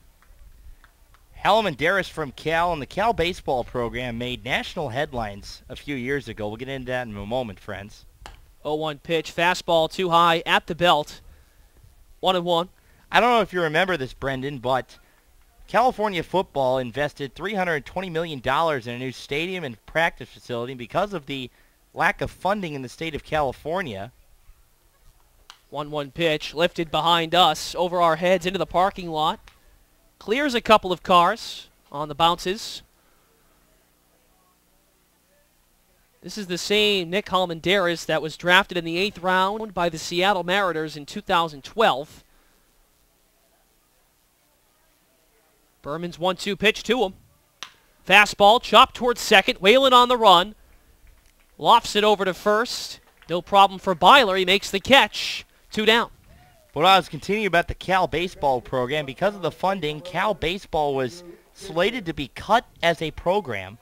Eventually, through fundraising, through several alumni, including former National League MVP Jeff Kent, they saved the Cal baseball program.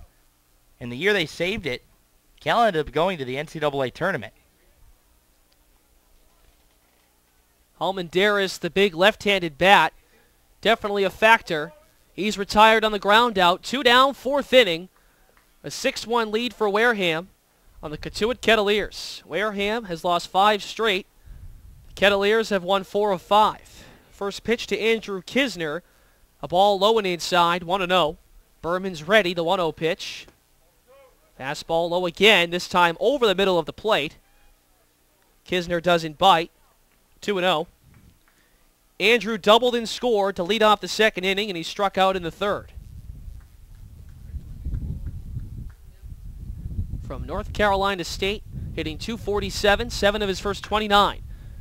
Lines it down the third base line. It finds the ground, but foul. Berman tries to fight back in this at-bat. It's 2-1. 8 hits, 6 runs for Wareham. Just 2 hits on 1 run for the Kettleers. The lone run coming from the third baseman, Logan Taylor, a solo shot. The second home run of the summer for Cotuit. 2-1 pitch, shot towards third again, but it rolls foul. 2-2, evens the count. Kisner, a guy who led the NC State Wolfpack with 47 runs batted in, hit over .330 this season in Raleigh. And he's a guy that, not that big, but has a lot of pop. He faces a 2-2 pitch, lines it towards short on the ground, and Holder doesn't put the glove down. It falls in for a base hit. Holder darted towards his left, but opted to not put the glove down, thought the ball was already clearly out of reach. A 2-out single for Andrew Kisner. He's 2 for 3, and another base runner for Wareham. The 9th hit already for the Gatemen through 3 2/3 innings. And Brendan, no matter who the pitcher is, whether it be Stevens, Hayward, or Berman, every ball's been pretty much hit on a rope. First pitch to Anderson Miller. He swings at it. Over to Taylor. On the run. Throw across. Byler makes the grab. Base hit doesn't hurt, but 9 in the game for the Gatemen. It's led them to a 6-1 lead through 3.5 innings at Lowell Park. More after this on the Cape Cod Baseball League Network, Barnstable Mashpee Channel 99 and Channel 13 Sandwich. Chatham Bars Inn is a leading sponsor of the Cape Cod Baseball League, celebrating its 100th anniversary, a Cape League sponsor for over 20 years. Today's broadcast is proudly sponsored in part by Curry College, located in Milton, Massachusetts. It offers undergraduate and graduate degrees. Today's broadcast is brought to you in part by Cape Cod Healthcare. Care where you need it, when you need it. The Kettleers and Cotuit Athletic Association want to welcome Bank of Cape Cod as a premium sponsor and member of the Executive Kettleers Club. Bank of Cape Cod is a locally owned and managed commercial and community bank. Today's broadcast is brought to you in part by iHealth Services, proud sponsor of the Cape League for 14 years.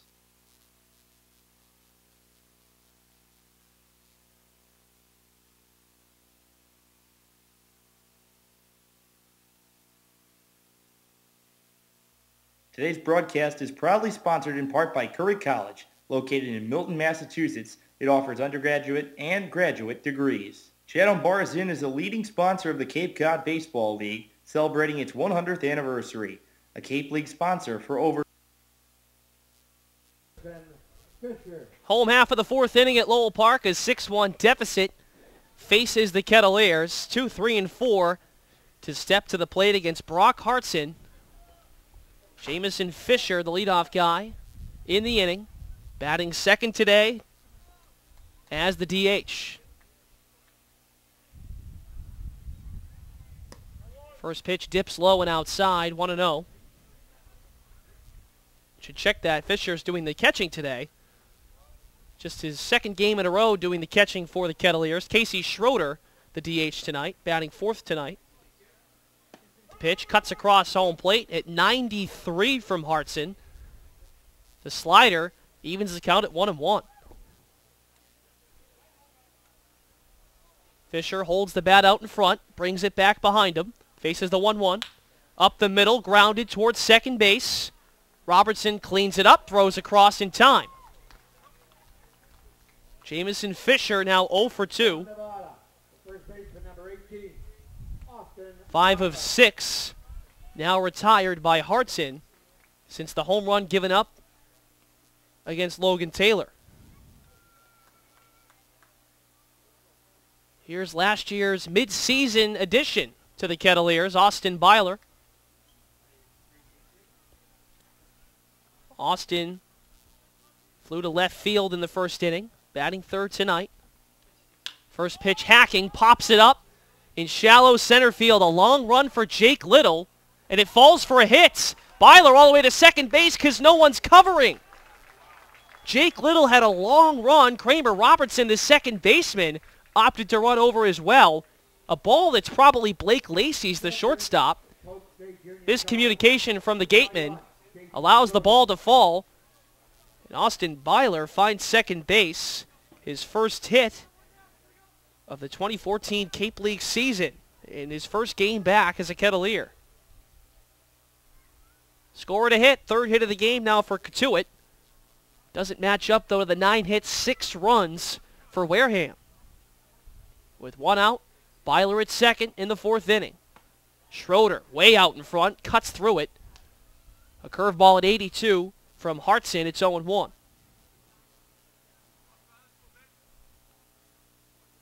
Hartson places his right foot on the rubber. The glove tucked in across the letters. Brings it behind him now. He's to the set. 0-1 pitch on the way to Casey Schroeder. Fastball, outside corner, 92. The Polk State catcher down to the count 0-2. Casey notched Cotuit's first home run of the year against Bourne 2 days ago, right here at Lowell Park. Logan Taylor, the second one, coming in today's game. The lone run for Cotuit. Outside pitch, a changeup. Does not cut the corner. It's 1-2. Still not sure if they're going to score Byler's hit as a double or a single, because no one was covering second base, an error you really can't point out. The 1-2 pitch, fastball, too far outside. 2-2 coming up. I would figure since nobody is covering and there was no error, physical error in terms of a bad throw or a deflection that it probably is ruled a double. 2-2 the count with one down to Casey Schroeder. Borman setups outside. Schroeder grounds it to second base. Robertson picks it up, throws to first in time. Down to third, Byler. So there's 2 outs, a runner at third for Katuitt in this 4th inning. And now they call on Logan Taylor again, perhaps for another clutch 2-out RBI. Of course, what I'm referring to is back on Sunday night in Chatham. Logan broke a 0-0 tie in the 5th inning against the Anglers, hit a 2-out, 2 RBI double to help the Kettleers advance above 500. Logan 1 for 1 with a solo shot that towered into left field, into the trees here at Lowell Park. Takes a first pitch fastball outside from Hartson. It's 1-0. I think after Logan Taylor heard what we were saying about him, he really decided to turn on the gas because he's been hot ever since that Chatham game. Had 3 hits in yesterday's game at Doran Park. Way out in front, cuts through it.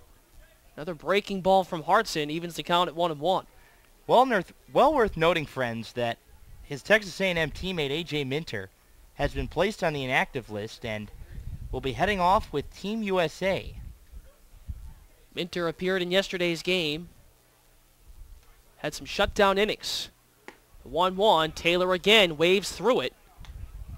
1-2. One of the things I'm noticing in this at-bat with Logan Taylor is when he puts the bat on the ball, it's awfully hit hard. But when he misses well. And one thing Coach Mike Roberts has talked about with him is he needs to learn how to swing with the bat with 2 hands all the way through. He's letting go of the bat after he misses it. 1-2. Dribble towards the pitcher, Hartson. Controls, throw in time. Score it 1-3. Hartson to Hallman Darris to end the half inning. Austin Byler's stranded at third base, and the Kettleers can't score for the 2nd straight inning. We'll go to the 5th at Lowell Park. Gateman 6, Kettleers 1 on the Cape Cod Baseball League Network. Barnstable-Mashpee, Channel 99 and Channel 13 Sandwich. Today's broadcast is brought to you in part by Cape Cod Healthcare. Care where you need it, when you need it. Today's broadcast is proudly sponsored in part by Curry College, located in Milton, Massachusetts. It offers undergraduate and graduate degrees. Chatham Bars Inn is a leading sponsor of the Cape Cod Baseball League, celebrating its 100th anniversary, a Cape League sponsor for over 20 years. Today's broadcast is brought to you in part by iHealth Services, proud sponsor of the Cape League for 14 years. The Kettleers and Katuitt Athletic Association want to welcome Bank of Cape Cod as a premium sponsor and member of the Executive Kettleers Club. Bank of Cape Cod is a locally owned and managed commercial and community bank.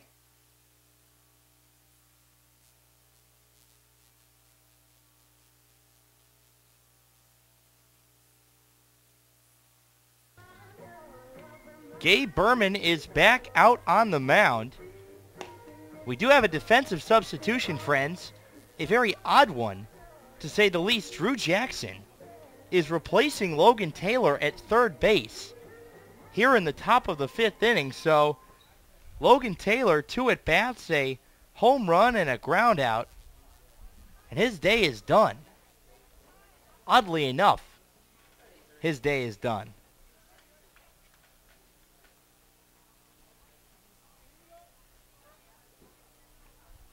Gateman will have the bottom of the order due up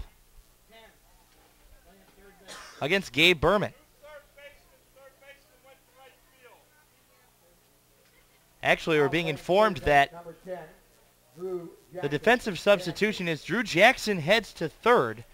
Logan Taylor then heads out to right field. So Taylor's day is not done.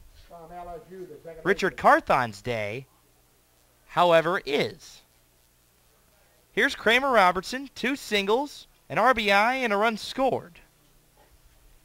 First pitch fastball on the outside corner from Berman.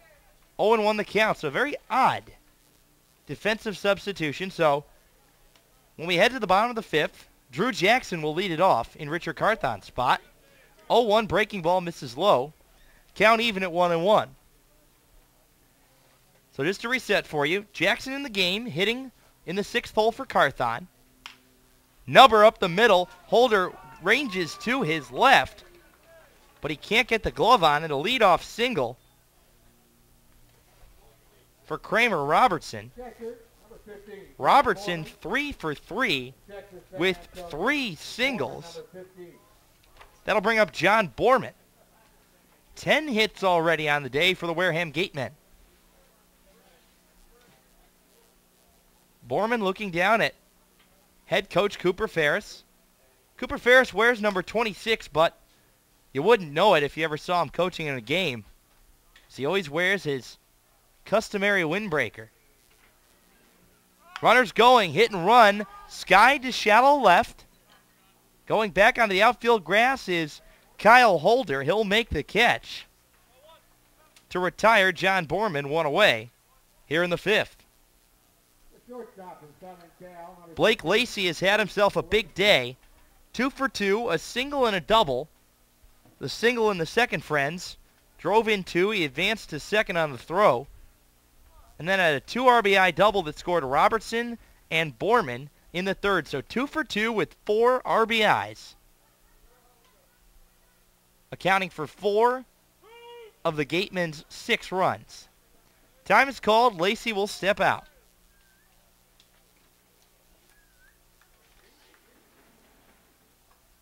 Some action down in the Kettleer bullpen. There was earlier. Ground ball hit right to Drew Jackson. Flips to second for 1. On to first. Way high. The throw from Caleb Whalen sailed about 5 feet over the head of Austin Byler. Credit the force at second. Fielder's choice on Blake Lacey. He'll stand at first. 18, the top of the order, Willie Calhoun, the designated hitter from Arizona. And they're actually going to say that the runner Robertson was not forced out at second. Very odd. Either way, 2 outs. All right, now I'm just generally confused. As the first pitch to Willie Calhoun is low and away. They force it second, and the error, the ball goes out of play, and the runner Lacey advances to second. That's the situation, friends. 1-0 count. Fastball taken for a strike. 1-1 to Willie Calhoun. Calhoun 1 for 2 on the ball game. Doubled to lead it off in the first. Struck out swinging in the second. Walked in the third. Pickoff. Throw to third. Got him. Blake Lacey was caught napping, and Gabe Berman picks him off. No damage done. We'll head to the bottom of the 5th. Kettleers still trail 6-1.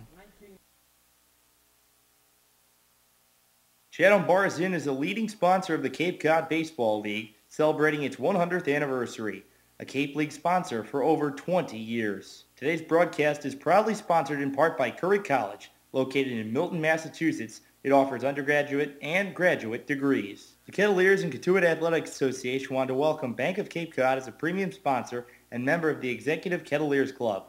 Bank of Cape Cod is a locally owned and managed commercial and community bank. Today's broadcast is brought to you in part by iHealth Services, proud sponsor of the Cape League for 14 years. Today's broadcast is brought to you in part by Cape Cod Healthcare. Care where you need it, when you need it.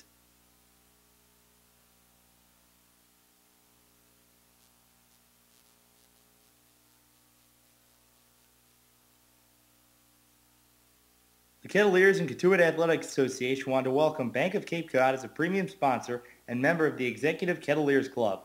Bank of Cape Cod is a locally owned and managed commercial and community bank. Today's broadcast is brought to you in part by Cape Cod Healthcare. Care where you need it, when you need it. Today's broadcast is brought to you in part by iHealth Services, proud sponsor of the Cape League for 14 years. Today's broadcast is proudly sponsored in part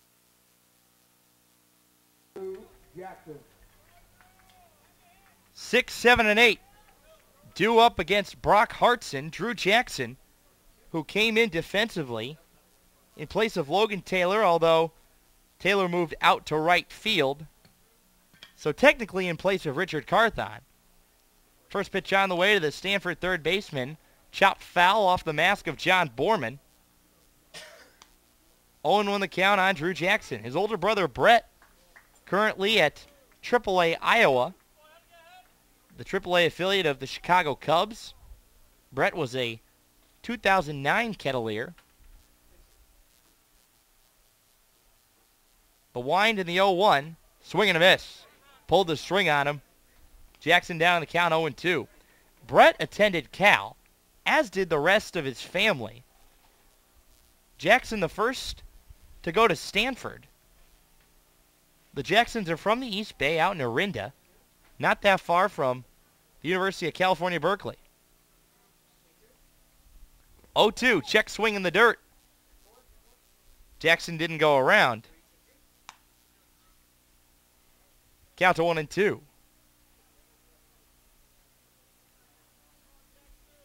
Drew's gotten off to a good start since coming to the Cape League in his second season with the Kettleers.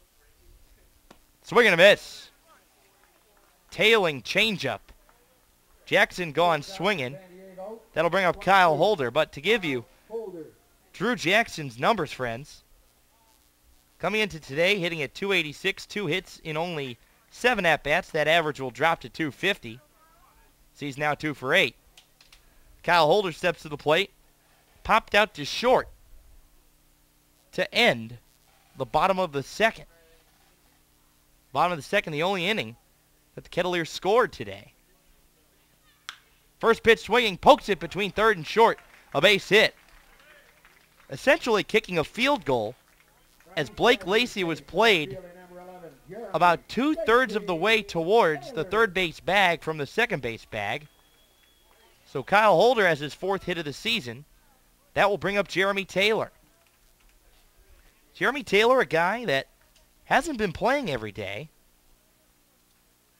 but when he has been playing, he's been contributing. Represented the tying run last night. First pitch, pulls the string on him. Slider at 83 to the East Tennessee State Buccaneer. 0-1 the count. Holder a 2-step lead at first. Gateman infield double play depth. Halmendaris holds on. Kyle Holder back to first. Holder in safely. Taylor had a 2 RBI double in Monday night's win against the Bourne Braves.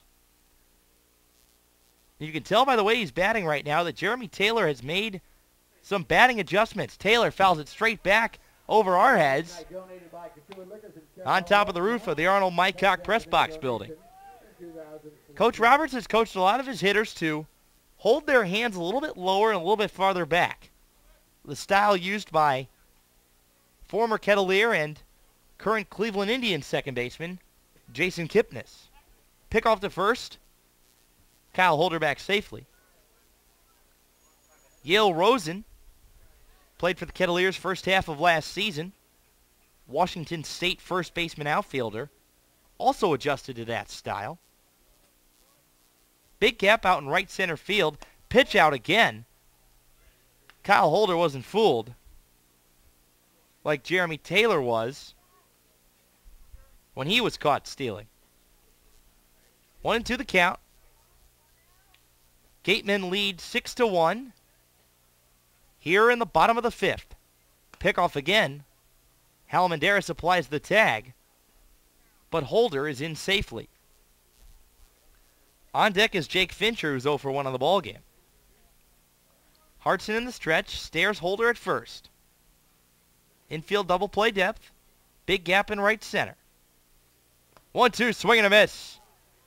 Taylor went fishing. Change up in the dirt. And well away. Second strikeout of the inning for Brock Hartson. 3rd of the day. 2 outs for Jake Fincher.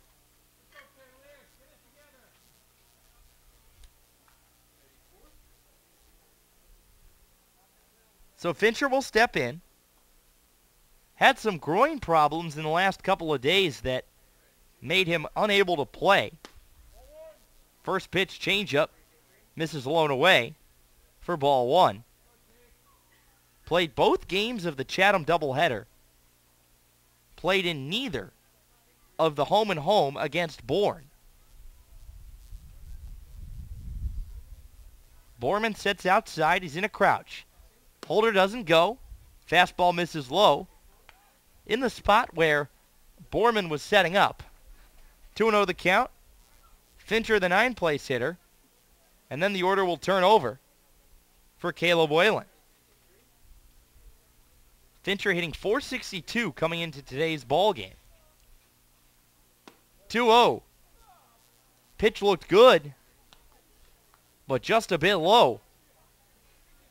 On the inner half of home plate. Fincher in the catbird seat at a 3-0 count. Hartson in the stretch. Stares down, 3-0. Ball four. Slide piece at 86. 2 runners aboard. Order turns over for Caleb Whalen. Whalen on the day is 0 for 2.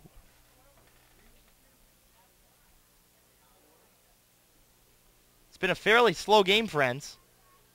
Hour and a half to this point.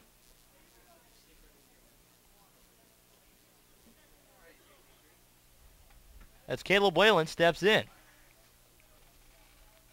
We're going to have some pitchers on in the next inning. First pitch on the way, swing and a miss. 0-1 the count to Caleb Whalen.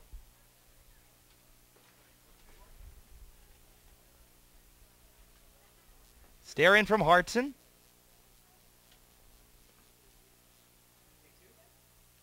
Looks back at second. Pick off, nobody on. We're actually going to bring our pitcher in now. We haven't met yet. My name's Greg. Nice to meet you. I'm Luke Leftwich. Nice to meet you. And Luke joins us in the booth, the right-hander from Wofford. He pitched in the game last night. And Luke, based on your first 2 appearances, how comfortable are you feeling? Obviously a long layoff, 0-1 in the dirt to Caleb Whalen. Count even at 1-1. How have you been feeling so far since you've come to the league? Your first outing a little shaky, but last night you were pretty much on point. I'll admit the first outing I was a little bit nervous coming in, pitching in front of a good crowd and in a good league. But once I got settled in, I think I started doing a little better. And then last night it was just, all right, I've done this thousands of times in my life. I'll just keep pitching the way I've always been going.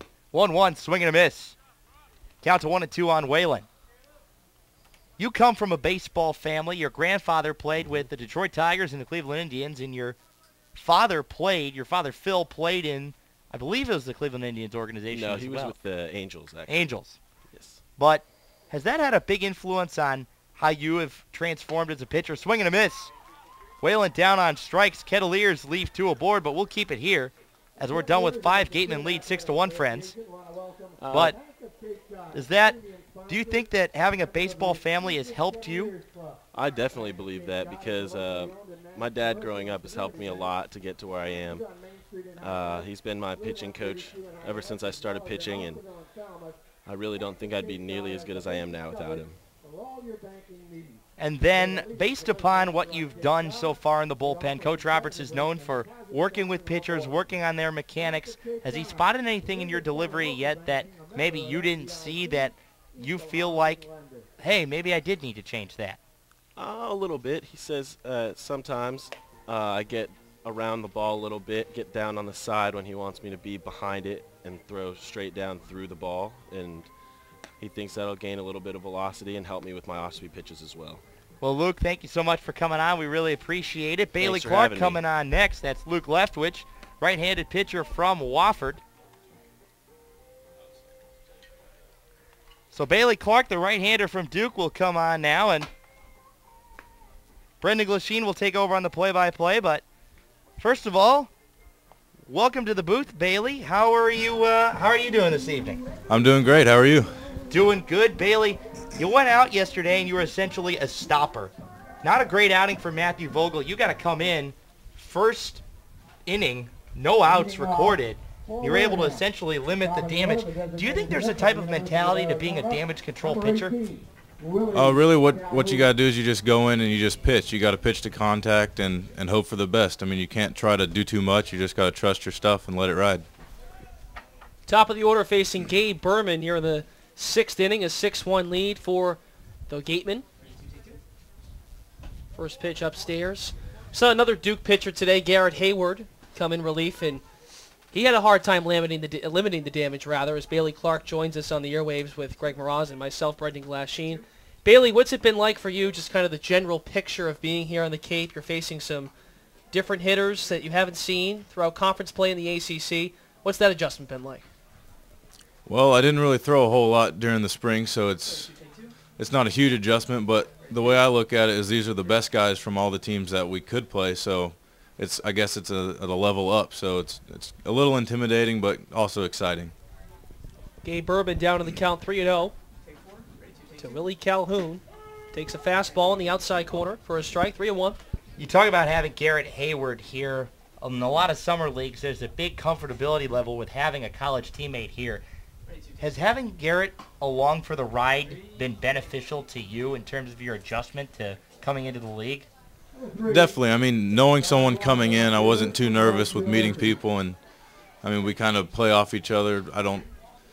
He gets all the jokes that I say from school, so I'm not kind of left in the dark there. So he's the funny guy, and you're the straight man in the relationship. No, I'd say I'm the funny guy, but he gets all my jokes. Okay, I see. Bailey Clark joining us here on the Kettleers Network. First pitch to Charlie Warren upstairs. A no-out walk to Willie Calhoun. So it's a runner at first in the 6th, the 6-1 lead for the Gatemen on the Kettleers. Bailey Clark went 4 innings in relief yesterday at Doran Park in Bourne. Allowed 2 hits, 1 run. It was not earned. He walked 1 and struck out 3. Bailey, what's it been like working with head coach Mike Roberts? I know he prides himself in working with the pitchers and also base stealing with the guys offensively, but anything in terms of tips or style or pitch selection, what's Coach Roberts conveyed to you in these first few weeks? Well, really what Coach wants is he wants a lot of fastball changeup, and I never threw a whole lot of changeup, so knowing that I have to throw it, I kind of take my mind off doubting it, and I just throw it, and it seems to work, so I'm kind of sticking with that game plan, and it's paying off. Pitch is grounded towards second base. Whalen to the dive. It's into center field. Up to second base, Willie Calhoun. A no-out single for Charlie Warren. First and second, nobody out for Wareham.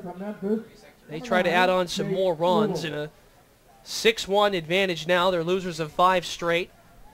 That's another thing, too. The Kettleers started 0-2, and then you guys won 4 in a row. And right now you sit at 4-3. What's it been like in the clubhouse with so many one-run games? You've already played in 5 of them in the first 7 games. You've come out on top in 3 of them. Yeah, I mean, it's tough. I mean, you'd always like to have a for sure win, but it also keeps everyone kind of sharp and on point, trying to do their best. No one's slacking, so I guess that's pays off.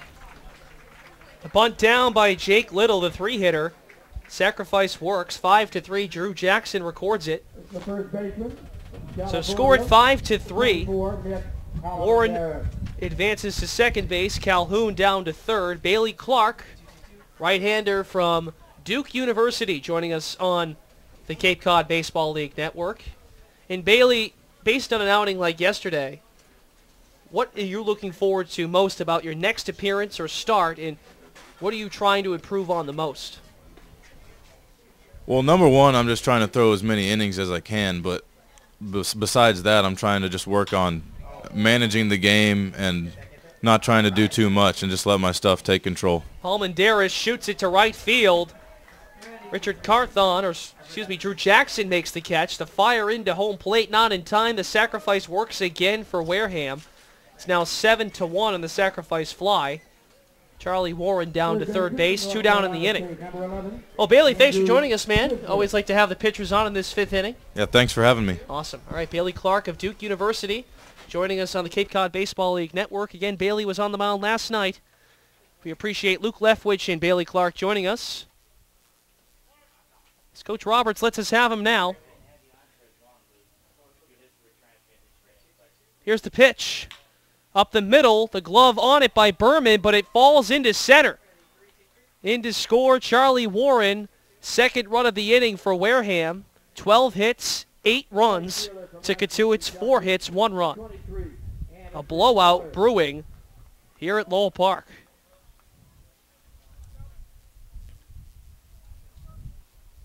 And this is a situation now, Brendan, where you may want to stick with one pitcher for the rest of the game after Berman's done because you don't want to really waste any more arms. Berman's first pitch on the way to Andrew Kisner. Up and in, ball one. I want to thank Al Blanchette of the Cotuit Kettleers. He's brought us up some hot dogs to the booth, and these smell good. Well, I wish I was on color for this half inning, because you look ready to eat. As Berman throws to first base to check in. On Hallman-Darris. I'm going to be fair. I'm not going to start. I'm just peppering it up. I'm not going to start until you're done. Pitch a strike to Anderson Miller on the inside corner, 1-1. Miller is 1 for 3. 2 ground outs, a base hit, and scored in the third. Also a stolen base mixed in. Berman's ready for the 1-1 pitch. He's to the set. The righty deals. Slightly hit to the backstop, foul. So it's 8-1 Wareham, a team that's lost 5 straight. As Greg now takes my hot dog and... No, he's going to take the napkins. I thought he was going to take my hot dog and put some ketchup and pepper on it. But now he's going to get the napkins. He's going to start eating as the pitch is shot down the left field line, foul. You're making me sound like a jerk. I would never eat before you. We've had dinner together several times. I think I'm a courteous house guest. Although we haven't eaten in your house, so that whole statement is really odd. 1-2 the count to Miller.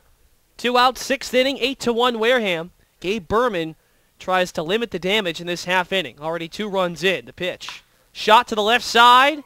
Through the hole between short and third. The dive applied, but no play. A base hit. It's now first and second for Wareham. Drew Jackson in his 3rd consecutive appearance playing a position that is not his normal customary position. First game he started at second. Second game he started in right field. And then now he comes in at third base as Logan Taylor moves out to right field. So apologize for that confusion. Drew Jackson's at third base. Taylor now in right. Pitch, foul to the right side into the trees. Out of play. Count 0-1 with 2 outs.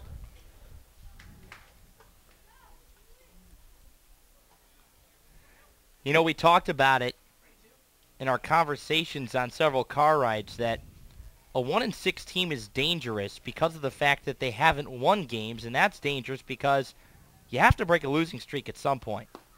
That's right. Pitch taken outside, 2-1. Just given the year, this Wareham team, had last season 9 wins, the lowest in Cooper Ferris's 13 years in the Cape. Pitch hit down the left field line, foul. You also have to remember that there are still some guys at the College World Series that have yet to arrive. LSU just sent their guys, Chris Chinea and the guy at the plate, Kramer Robertson. So Wareham's still trying to load up on some guys. Louisville has been eliminated, so their guys will be headed to Wareham pretty soon. 1-2, fastball, up and away. Evens the count at 2-2. And just look at this. They go, in last year, they won 9 games. It's the worst record for Wareham in the last 38 years. They didn't win back-to-back games all season. Unreal. And they've already won game, but just in 6 tries. Have an 8-1 lead, though, in this 6th inning with 2 outs. The 2-2 pitch. Fastball chopped behind the hitter, Robertson, foul. So much of it is arbitrary, though, because of the fact that these are all good rosters. These are all top-level college talent. Sometimes it's just the way the cookie crumbles that Wareham didn't necessarily play a ton of horrible games. When you lose a bunch of close games, those are a bunch of losses. And when you play in close games, most of the time, you're playing solid baseball games. You're giving yourself a chance to win. 2-2 again. Curveball drops low and outside to the right-handed hitting Robertson. 3-2. And this Kettleers team, sorry to cut you off there, they're in the same boat. Already 5 games this year have been one-run ball games. And we're just a week of baseball games into the season. 3-2 to the right side. Byler leaps and grabs it. Accept the cheers, Austin. The only cheer we heard in that inning. Because it's finally over. 5.5 done at Lowell Park. 2 more runs in for the Gatemen. It's now 8-1. The Kettleers in a huge hole. You're listening to Cotuit Kettleers Baseball on the Cape Cod Baseball League Network. Barnstable-Mashpee, Channel 99, and Channel 13 Sandwich. Stick with us. Today's broadcast is brought to you in part by Cape Cod Healthcare. Care where you need it, when you need it. Chatham Bars Inn is a leading sponsor of the Cape Cod Baseball League, celebrating its 100th anniversary. A Cape League sponsor for over 20 years. Today's broadcast is proudly sponsored in part by Curry College, located in Milton, Massachusetts. It offers undergraduate and graduate degrees. Today's broadcast is brought to you in part by iHealth Services, proud sponsor of the Cape League for 14 years. The Kettleers and Cotuit Athletic Association want to welcome Bank of Cape Cod as a premium sponsor and member of the Executive Kettleers Club. Bank of Cape Cod is a locally owned and managed commercial and community bank.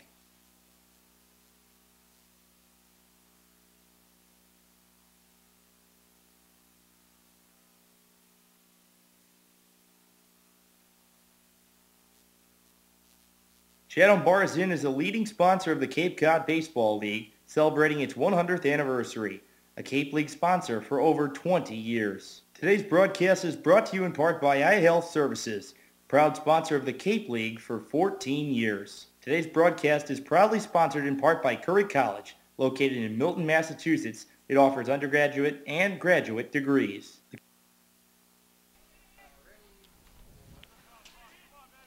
2, 3, and 4 come to the plate for the Cotuit Kettleers as the ball game rolls on into the bottom of the 6th. With Greg Mraz and Brendan Glasheen, the Kettleers down 7 runs to the 1-6 Wareham Gatemen. Brock Hartson has cruised through 5 innings. He's back on the mound. Let's give a look at his pitching line. 5 innings pitched. He's allowed just 4 hits, 1 run. A solo shot by Logan Taylor. He's walked 1 and struck out 5. Fisher, one of the victims, shoots the gap in center field, a base hit.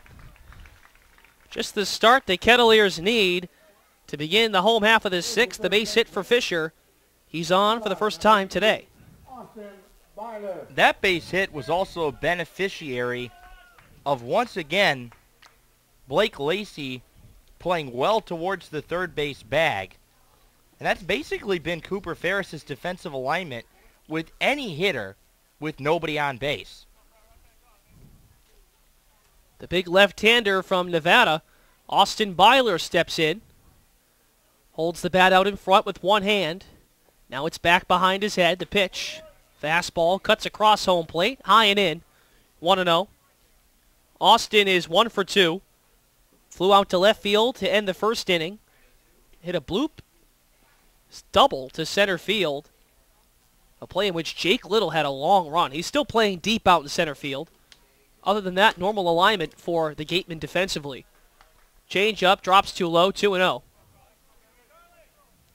Jamison Fisher at first base with a base hit up the middle. Austin Byler, the batter. Ahead in the count, 2-0, 8-1 the score at Lowell Park. The Kettleers' 4-game win streak snapped last night. Look to start a new one, but it's not looking good in this 6th inning. Hartson checks in at first base with Hallman Darris. Nothing doing with Fisher, and now John Borman out to talk with his starter. Such a big benefit that the Kettleers get the addition of Austin Byler, and he's a guy that you see him batting in the third hole the first day that he's active, and you look at his college numbers, which we mentioned earlier, some of the best in all of college baseball. Just so surprising that he was drafted as low as he was. Ninth round by the Nationals. 2-0. It's shot to deep right. As a shot, but it goes out of the yard. Everybody at Lowell Park paused in awe. Austin Byler is back in Cape Cod, and he goes yard in his first game back. A 2-run shot to right field by the bullpen. And the Kettleers within 5. It's 8-3. Austin Byler is 6'3" of pure manpower. And one of the reasons why everybody paused, including ourselves here in the booth, is that ball was hit so high, we didn't know when it was going to come down. And we couldn't really get a sense of how far it was traveling, but I don't know how much you got to watch Austin Byler at all, if any, last year, Brendan. But he is all power. He had 15 moonshots this past year with Nevada, drove in 47 runs. And just as we talk about his draft stock this past year,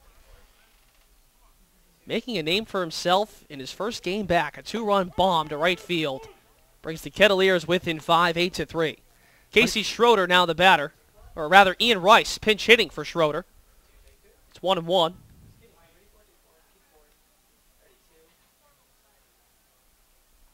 Hartson rubs the glove on his chest to get a new pitch. He agrees, throws a curveball for a strike. 1-2. The pinch hitter, Ian Rice, down in the count. But you look at Byler's numbers on the season. 326 average, 420 OBP, 624 slugging, 14 homers, 47 RBIs. That's not a 9th round pick. That's a 2nd round pick, maybe a 1st round pick. 1-2. Falls too far in, 2-2. The junior from Peoria, Arizona, plays both third and first base. Bats from the left side, throws right. Joined the Kettleers last year on July 19th is Rice. Swings hard and misses. Hartson's 6th strikeout of the afternoon. Comes back to strike out Rice after allowing the home run. 1 down in the 6th, 8-3. The Gatemen still lead. Wareham does have some action down in the bullpen over the right field fence. And really the only damage that Hartson has allowed today, the only runs that have scored have been a solo shot by Logan Taylor and the 2-run blast by Austin Byler. Taylor bats now. He squares around, then pulls back, takes the ball outside, 1-0. Logan 1 for 2. The solo shot came back in the 2nd inning. Grounded back to the pitcher, Hartson, in the 4th. The righty, an open stance, awaits the pitch, dribbles it down the third baseline, foul. Count evens at 1-1. Last year, Austin Byler hit .216, no homers, 4 runs batted in. He struck out 10 times in 37 at-bats for the Kettleers. In the postseason, has really made his name for himself. Bat .429, hit 2 bombs, and drove in 7. 1-1 pitch. Taylor squares. It rolls foul, picked up quickly by Borman, the catcher. 1-2. I can't understate how nice of a person though Austin Byler is. You see somebody with his star power always come up to you, always say hello, ask you how you're doing. One of the most genuine human beings that I've ever met in my 2 years in this league. And I'll tell you what, if baseball for some reason, and I can't think of any reason why, because this guy's a future big leaguer, doesn't work out, he's going to have a great career in whatever he does because he's got great people skills. 1-2 to Taylor, 1 out in the 6th, 8-3 Wareham. A long pop-up in shallow left field. Lacey back on it, makes the catch. 2 down. So after back-to-back hits, a single from Fisher, a 2-run bomb, Austin Byler, Brock Hartson is retired the last 2. And I'd have to agree because, never mind yourself, Greg, because I trust your opinion. But listening to what Mike Roberts had to say about Austin Byler before the game today, as Coach Roberts always catches up with us in Kettleers warm-up in the Roberts Report, he said that he's very mature and he likes having him around. First pitch swinging, Drew Jackson lines it down the left field line, foul. 0-1, Hartson ahead. Type of guy that has a decision to make. He can go sign with Washington or, as you said, rev up the stock and stay another summer in the Cape Cod Baseball League. Takes a strike outside corner. Jackson behind 0-2 to Hartson. A big case last summer of a guy who really played his stock up, a guy who wasn't drafted. Mike Ford last year ended up signing a minor league contract after leading the league in hitting the first half of the year. 0-2, he waves through it. A breaking ball. Strikes out Drew Jackson.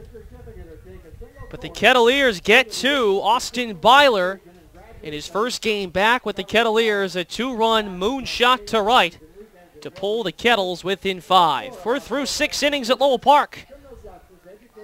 Wareham 8, Katuitt 3 on the Cape Cod Baseball League Network. Barnstable Mashpee, Channel 99, and Sandwich, Channel 13. The Kettleers and Katuitt Athletic Association want to welcome Bank of Cape Cod as a premium sponsor and member of the Executive Kettleers Club. Bank of Cape Cod is a locally owned and managed commercial and community bank. Today's broadcast is brought to you in part by Cape Cod Healthcare. Care where you need it, when you need it. Today's broadcast is brought to you in part by Cape Cod Healthcare. Care where you need it, when you need it. Shadow Bars Inn is a leading sponsor of the Cape Cod Baseball League, celebrating its 100th anniversary. A Cape League sponsor for over 20 years. The Kettleers and Katuitt Athletic Association want to welcome Bank of Cape Cod as a premium sponsor and member of the Executive Kettleers Club. Bank of Cape Cod is a locally owned and managed commercial and community bank. Today's broadcast is proudly sponsored in part by Curry College, located in Milton, Massachusetts. It offers undergraduate and graduate degrees. Today's broadcast is brought to you in part by iHealth Services, proud sponsor of the Cape League for 14 years.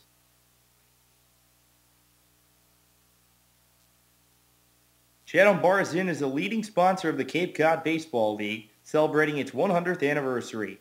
A Cape League sponsor for over 20 years. The Kettleers and Katuitt Athletic Association want to welcome Bank of Cape Cod as a premium sponsor and member of the Executive Kettleers Club. Bank of Cape Cod is a locally owned and managed commercial and community bank. Today's broadcast is brought to you in part by Cape Cod Healthcare. Care where you need it, when you need it. Today's broadcast is brought to you in part by iHealth Services, proud sponsor of the Cape League for 14 years. 8-9-1 expected to bat in the top of the 7th inning here at Lowell Park. An 8-3 lead for the Wareham Gatemen on the Katuitt Kettleers. With Greg Mraz, Brendan Glasheen, pitching change for Katuitt as Borman attempts the bunt down the third baseline. It goes off to his left cleat. It's 0-1. The pitcher, Mason Klotz. Mason Klotz making his 4th appearance. He's pitched in 3 innings so far this season. He's allowed 2 runs, both of them earned. Took the loss in the game against Hyannis a week ago this Thursday. 0-1 from the sidearm righty. Fastball outside 1-1. Day done for Gabe Berman. He goes 3 innings in relief, allows 5 hits, 2 runs, both of them earned. And he walked 1 batter, struck out no one. The righty Klotz steals. 1-1 outside corner to the right-handed hitting John Borman. 1-2. Another game where the Kettleers have used 5 pitchers or more. 1-2 pitch. Slicing, breaking ball, got him. Borman swings right through it. Klotz in relief. Gets his first out via the strikeout. 1 down, 7th inning. I correct myself there. 4 pitchers so far used tonight. Last night, the Kettleers used 6. The outing today from Blake Stevens certainly doesn't help. As Klotz deals to Lacey, he squares around as well, but pulls back, takes a ball on the outside, breaking ball, 1-0. Stevens went the first 2 innings, scattered 5 hits, allowed 3 runs. He walked 1 and struck out 1. And Garrett Hayward came in relief, and he allowed 3 runs himself. 1-0 fastball upstairs and outside. The righty Lacey ahead in the count 2-0 against Mason Klotz. Wiggles his hand as the glove is tucked in by his left armpit. He's now into the windup. The pitch. Check swing. Doesn't go around. 3-0. Second straight outing that Kettleer pitching has not pitched, starting pitching, more than 2 innings. 3-0 pitch. Fastball right down the dish. 3-1. Worth noting, friends, that Matthew Vogel, who started last night, if you're just tuning in, is no longer on the team. He was given his release today. 3-1 fastball, chopped towards third. Jackson picks it up, heaves across in time. 2 quick outs for Mason Klotz. Southeastern Louisiana product has 2 outs in the 7th inning. The line that we heard on Vogel is that he's going to a league where he's going to try and pitch more. And you heard Coach Roberts' postgame last night. Wasn't real satisfied with the way that Vogel was pitching. Pitch taken outside by Willie Calhoun. 1-0 Calhoun today. 1 for 2. Fastball at the belt, inside corner. Calhoun doubled to lead off the ball game. Struck out swinging in the 2nd inning. Walked and scored in the 6th. 1-1. Breaking ball catches him off guard. He's way out in front. Klotz ahead 1-2. 13 hits, 8 runs for the Gatemen, 6 hits, 3 runs for Cotuit with 2 down in the 7th. 1-2 from Klotz. Grounded towards second base. Whalen comes around on it. Throws to first in time. A 1-2-3 7th inning. The first 1-2-3 inning and only 1-2-3 inning tonight for the Kettleers. Certainly needed as they look to cut into this 5-run deficit. 6.5 done at Lowell Park. 8-3 Wareham on the Cape Cod Baseball League Network. Channel 99, Barnstable-Mashpee, and Channel 13 Sandwich. The Kettleers and Cotuit Athletic Association want to welcome Bank of Cape Cod as a premium sponsor and member of the Executive Kettleers Club. Bank of Cape Cod is a locally owned and managed commercial and community bank. Today's broadcast is brought to you in part by iHealth Services, proud sponsor of the Cape League for 14 years. Chatham Bars Inn is a leading sponsor of the Cape Cod Baseball League, celebrating its 100th anniversary, a Cape League sponsor for over 20 years. Today's broadcast is proudly sponsored in part by Curry College, located in Milton, Massachusetts. It offers undergraduate and graduate degrees. Today's broadcast is brought to you in part by Cape Cod Healthcare. Care where you need it, when you need it. Today's broadcast is brought to you in part by Cape Cod Healthcare. Care where you need it, when you need it. The Kettleers and Cotuit Athletic Association want to welcome Bank of Cape Cod as a premium sponsor and member of the Executive Kettleers Club. Bank of Cape Cod is a locally owned and managed commercial and community bank. Chatham Bars Inn is a leading sponsor of the Cape Cod Baseball League, celebrating its 100th anniversary, a Cape League sponsor for over 20 years. Today's broadcast is proudly sponsored in part by Curry College, located in Milton, Massachusetts. It offers undergraduate and graduate degrees. Today's broadcast is brought to you in part by iHealth Services, proud sponsor of the Cape League for 14 years.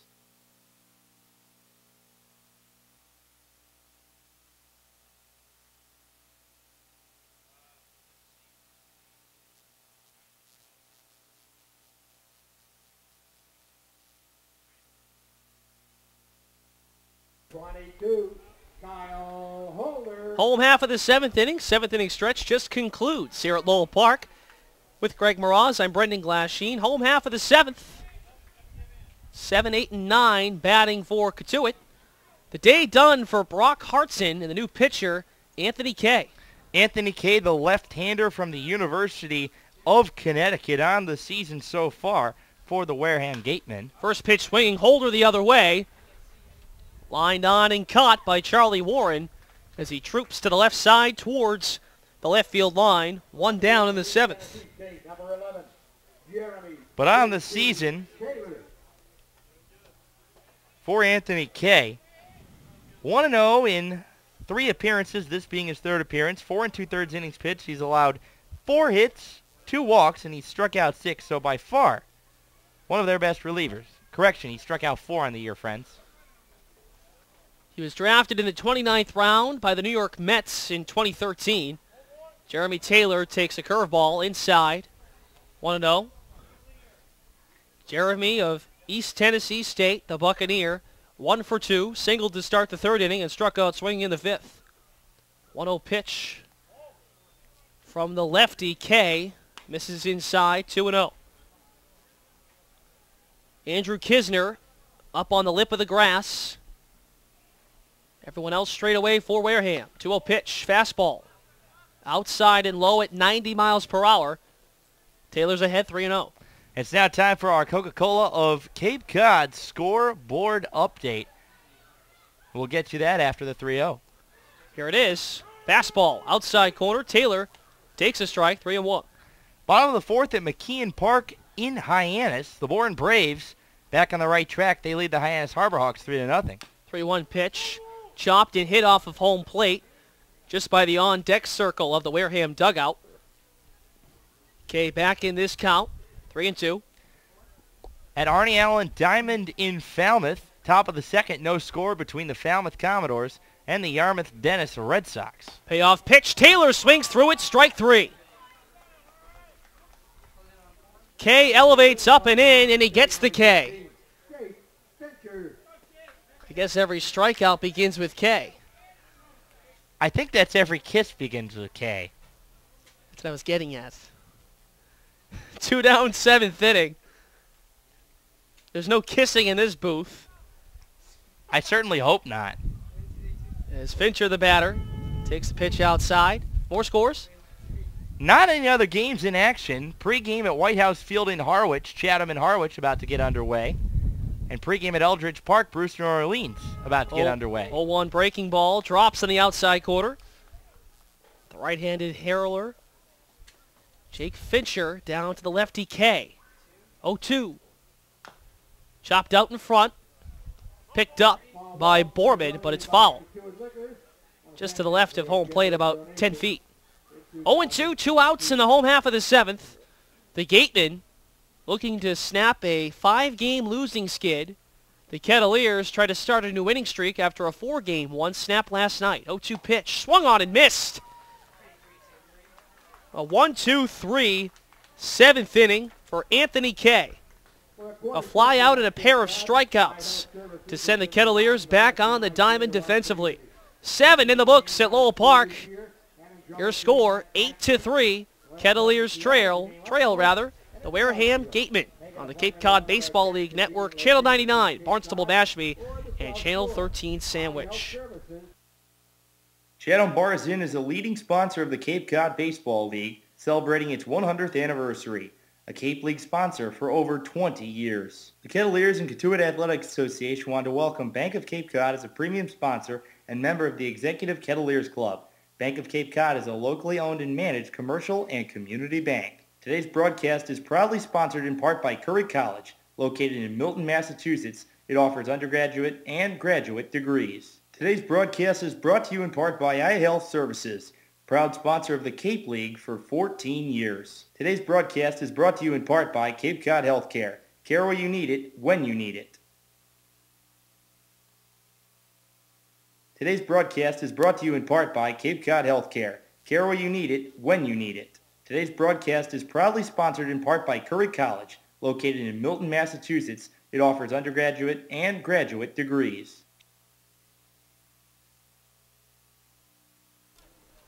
2, 3, and 4 due up against Mason Klotz here in the top of the 8th inning. Charlie Warren steps to the plate. Warren, on the afternoon, has singled and scored. That was back in the 6th. First pitch on the way from Mason Klotz almost hits Warren. Sweeping fastball that just brushes outside of the front of his jersey to the left-handed hitting Warren. 1-0 the count. 8-3. Gatemen, 8 runs on 13 hits. They've committed no errors. Kettleers, 3 runs on 6 hits. They've committed 1 error. Fastball high, 2-0. Both of the Kettleers scoring outputs via the home run. A Logan Taylor solo shot in the 2nd. 2-0, opposite field, base hit. Slapped the other way by Charlie Warren. He's 2 for 4. And the leadoff man aboard once again for the Wareham Gatemen. That'll bring up Jake Little. 14th hit for Wareham.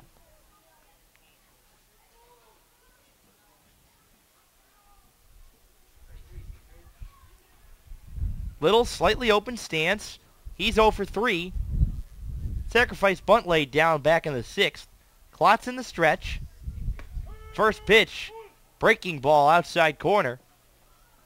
0-1 the count on Little. Byler holding on. Charlie Warren at first.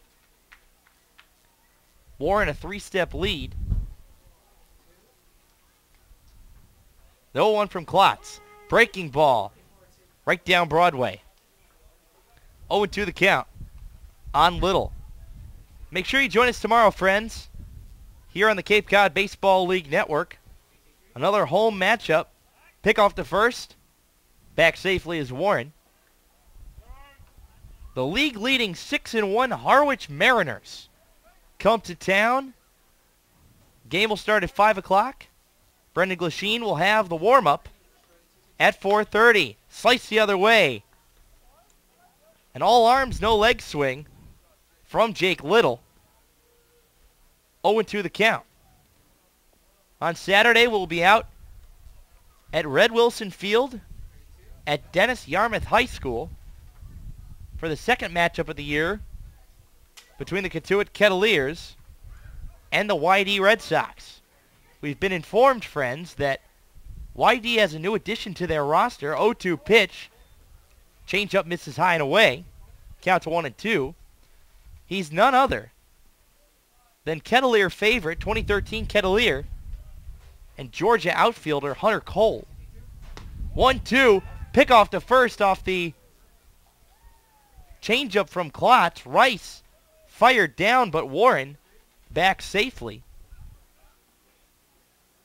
Be exciting to see Hunter Cole again. Some blast from the past here in the last couple of days. Logan Ratledge with Bourne in the home and home. Another 2013 Kettleer. 2-2 chopped in front of the plate foul. We'll redo that count once again. Of course, Austin Byler back today. Not on a permanent contract. He is a temporary contract. Not sure what he will do in terms of his professional situation. Klotz in the stretch. And the 2-2. Ring him up. Strike 3 called. Curveball in the inner half.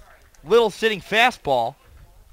One gone for Nick Alamandaris. A pair of strikeouts now for Mason Klotz in this outing. And Greg, I don't know about you, that right now we're even highlighting how well Wareham has done at the plate, but Mason Klotz, a 1-2-3 7th and cruising right now in the 8th despite the no-out base hit. He looks good in this outing.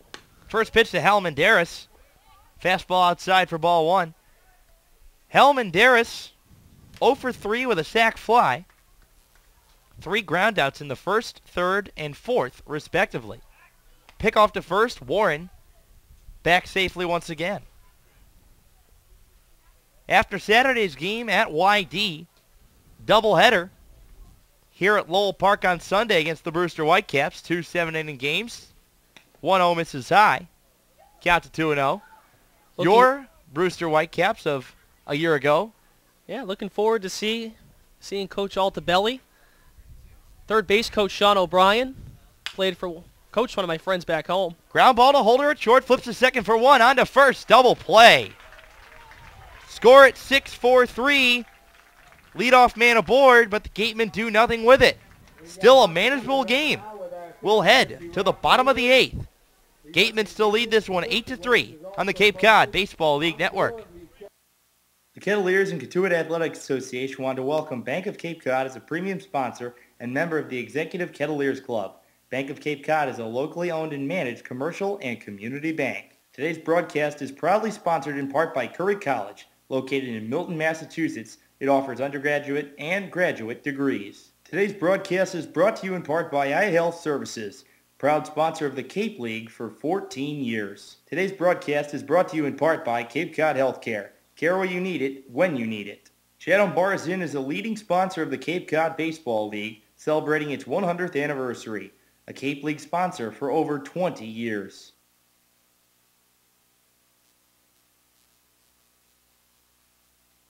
Today's broadcast is brought to you in part by Cape Cod Healthcare. Care where you need it, when you need it. Today's broadcast is proudly sponsored in part by Curry College, located in Milton, Massachusetts. It offers undergraduate and graduate degrees. The Kettleers and Cotuit Athletics Association want to welcome Bank of Cape Cod as a premium sponsor and member of the Executive Kettleers Club. Bank of Cape Cod is a locally owned and managed commercial and community bank. Chatham Bar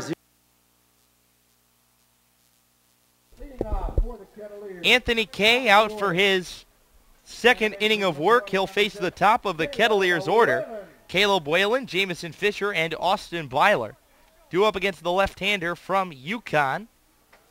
On the season at UConn, Anthony Kay was 5-4 with a 3.49 ERA, 18 appearances. Bunt laid down on the first pitch, picked up by Borman, whips it to first. Got him by 2 steps. Really nice play by the catcher, John Borman. Whalen retired on 1 pitch. A couple of defensive changes to note, friends. Kyrie Washington enters the game in left field. Moving over to right field is Charlie Warren. So Kyrie Washington will be due up second in the top of the 9th, batting in Anderson Miller's spot. Lefty-lefty matchup as Jamison Fisher steps to the plate. First pitch curve, low and away in the dirt for ball 1. And I'll tell you, Greg, today this Gateman team has not looked like a ball club that's lost 5 in a row. They have been on top of everything. Called strike 1. Inner half of the plate, count even at 1. Assuming they win this game, in their 2 wins, Wareham will have combined to score 21 runs, as they scored 13 in their only other win against the Chatham Anglers. 1-1, changeup misses low and away. Count to 2-1 on Jamison Fisher. Fisher on the day. Singled and scored in the 6th. He's 1 for 3. Chopped foul down the first base side. Count even at 2. Fastball at 92 from Anthony Kay. And what's also remarkable, you mentioned that, 31 hits in those 2 games. So not only are they putting up runs, but these guys are getting the averages up in victories. The wind and the 2-2 from Kay. Fastball misses low. Heater at 89. Count goes to full on Jamison Fisher. Austin Byler, who launched a moonshot to right in his last at-bat in the 6th, stands on deck. 3-2, hit up the middle, deflects off the glove of Anthony Kay, recovers, picks it up, fires to first. Fisher is retired. 2 gone for Austin Byler. And what I find a bit different in this game for Wareham is most of their runs came in those top 3 innings. They got 5 runs, or 6 runs rather, for the first 3. When they played Chatham back on June 12th to get their first win of the year, the 5th and 6th innings were big. They scored 9 of their 13 in those 2 innings. So this game, with Brock Harton starting, Hartson got more run support early on in the ball game, which definitely helps. First pitch, get me over fastball from Anthony Kay, taken down Broadway. First strike 1 to Austin Byler. Byler 2 for 3 with 2 RBIs in his Kettleers re-debut. Pitch is fouled. A changeup fouled, but Byler's bat goes flying right towards the second baseman, Kramer Robertson. Byler down in the count 0-2. We talked extensively about Austin Byler back in the 6th, Brendan. And you hope that he's going to be here to stay for a little bit. On his Twitter account, he tweeted out that he was excited to come back and his main goal was to get better. And hard to start off any better as an individual than 2 for 3, a double, a home run, 2 RBIs. Certainly the way you want to come back. No question. I mean, he came up last year, and the way he performed in the postseason has to make him feeling like, man, I miss this place, because the pitch taken outside, count now 1-2 to Byler. You're in that scenario of being welcome back. It certainly helps when your team came out on top as the best team in the league, as Cape Cod champions, and to be a factor. Hit over 400, 2 home runs, and 7 RBIs in the playoff run for the Kettleers. 1-2 offering on the way to Austin Byler. Swing and a miss. Changeup in the dirt. Drop third strike. Borman fires to first. That will retire Byler. 1, 2, 3 go the Kettleers. We're through 8 at Lowell Park. We'll head to the top of the 9th. Wareham still leads by 5. You're locked into Kettleers baseball on the Cape Cod Baseball League Network. Barnstable Mashpee 99 and 13 Sandwich. Inn is a leading sponsor of the Cape Cod Baseball League, celebrating its 100th anniversary, a Cape League sponsor for over 20 years. Today's broadcast is brought to you in part by iHealth Services, proud sponsor of the Cape League for 14 years.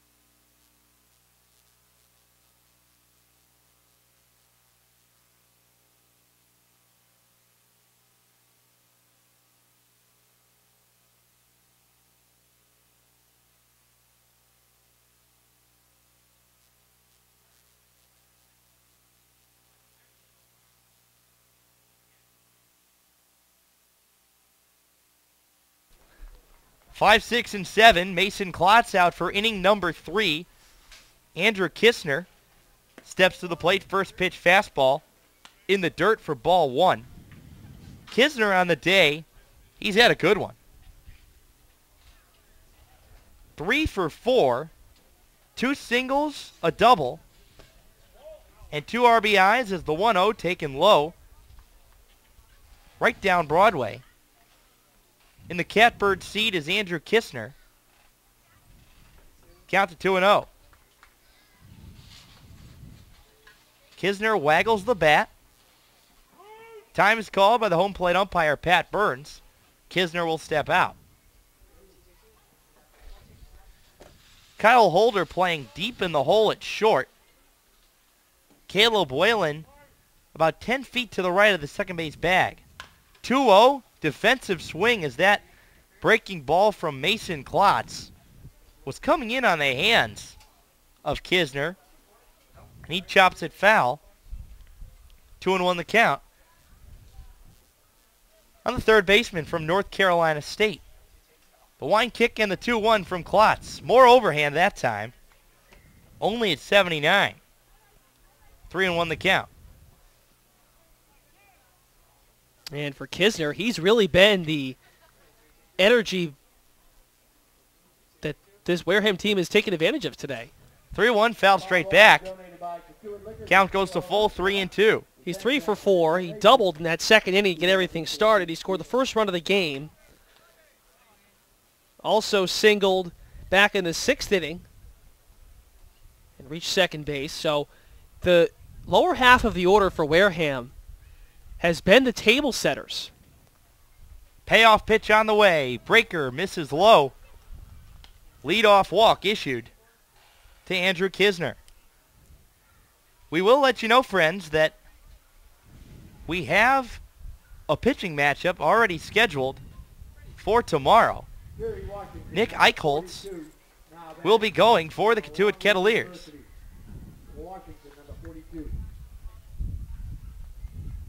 Kyrie Washington, first at bat, he steps in. Taken for a strike, fastball at 88. On the outside corner, 0-1 this season at Longwood University. Washington was pretty stellar. 7 home runs to go along with 34 RBIs. Fastball taken down Broadway again. Count to 0-2 so far this season. The Virginia native Washington hitting 176, 3 hits and 17 at-bats. Ring him up, strike 3 called. Washington gone looking. 1 away in the top of the 9th. Third strikeout in the outing for Mason Klotz. And as we talk about again, how Wareham is dominated with the bats with 14 hits. Mason Klotz through 2 1/3 has allowed just 2 hits. Has struck out 3. No question, a great outing. Of course, in a game where there's not too much pressure, which is different for this Cotuit team based on the number of games they've been in that have been decided by 1 run. Pick off to first, but back safely is Andrew Kistner. Robertson on the day. 3 for 4. 3 singles, 2 runs scored. First pitch taken for a ball on the outside, 1-0. Robertson does have an RBI. I have to make an apology, friends. This entire broadcast I've been saying that the Kettleers will be facing the Harwich Mariners tomorrow. I have absolutely no idea what I was looking at as fastball taken high. 2-0 the count. The Kettleers are hosting the Orleans Firebirds in the first rematch of the 2013 Cape League Championship Series. No big deal. Breaking ball, outside corner taken for strike 1. Listeners and friends, please forgive my stupidity. It's been a long day. 2-1. Fastball misses low. Count to 3-1. So the Kettleers will host the Orleans Firebirds tomorrow. Pitching matchup set, Trevor McGill will go for Orleans. And Nick Eicholtz, the right-hander just arrived from Alabama, will go for the Kettleers. 3-1, chopped foul. Behind the plate. And it's full on Kramer Robertson. And to preview what you might see from Eicholtz tomorrow, ranked the 35th best prospect in Florida and 7th among right-handed pitchers by Perfect Game USA in 2013. In the 29th round of the 2013 draft, he was selected by the Milwaukee Brewers. Payoff pitch on the way. Swing and a miss. Robertson goes right through it. Make it 4 strikeouts on the outing for Mason Klotz. That will bring up John Borman. This is starting to look like the Mason Klotz we expected to see from southeastern Louisiana. He's looking free and easy out there on the mound, ready to throw whatever pitch Ian Rice throws down with the signs. Borman, the UT San Antonio prospect, second straight day that the Kettleers have faced a battery mate duo. His first pitch is taken outside for strike 1. Borman and Brock Hartson from UT San Antonio, and yesterday, Brian Serven and Ryan Kellogg from Arizona State. Time is called, and Borman steps out. We also will let you know, friends, that on Saturday, new arrival, yet to be activated officially, Jackson McClelland, listed on the Cape League website, will go for the Kettleers against Justin Jacome of the YD Red Sox. Some new arms for Mike Roberts to use. 1-1 offering. Fastball taken on the outside corner. For strike 2. 1-2 the count. 2 outs. Top of the 9th. Gatemen lead 8-3 as they try to snap their 5-game losing streak. Klotz sets. And the 1-2. Chopped to the third baseman, Jackson. He has to charge in. Fires across. Throw is in the dirt. Pulled Byler off the bag. So Borman has reached for the 3rd time today. Another infield hit for Wareham. Pretty much the baseball has fell every spot possible. 3 infield hits in 1 game. And I'm not talking infield hits that are slowly hit or rolled slowly out on the grass because it's wet. They've been hard hit balls. And a tough play at third base for Drew Jackson. Now 15 hits for the Gatemen. 8 runs, 15 hits for Wareham. First pitch to Blake Lacey, taken high and in for ball 1. Lacey's had himself a day. 2 for 4 with 4 RBIs. A single in the second, a double in the third, each of them driving in 2. 1-0. Fastball low. 2-0 the count on Blake Lacey, the shortstop from the University of Southern California.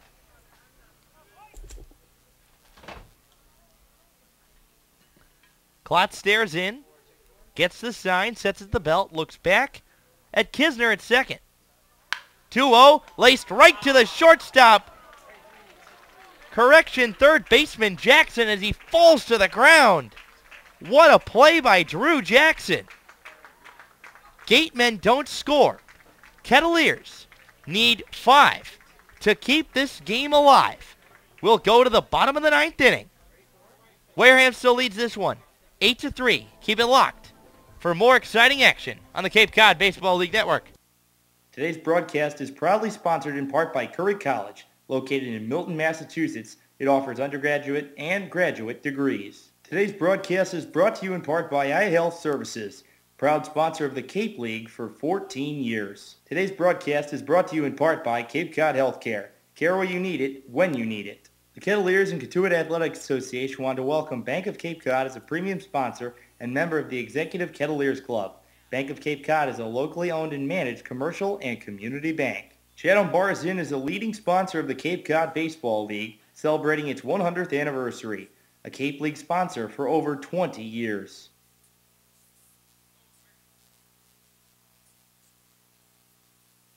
Chatham Bars Inn is a leading sponsor of the Cape Cod Baseball League, celebrating its 100th anniversary. A Cape League sponsor for over 20 years. Today's broadcast is brought to you in part by iHealth Services, proud sponsor of the Cape League for 14 years. Today's broadcast is proudly sponsored in part by Curry College, located in Milton, Massachusetts. It offers undergraduate and graduate degrees. Today's broadcast is brought to you in part by Cape Cod Healthcare. Care where you need it, when you need it. The Kettleers and Kentuit Athletics Association want to welcome Bank of Cape Cod as a premium sponsor and member of the Executive Kettleers Club. Bank of Cape Cod is a locally owned and managed commercial and community bank.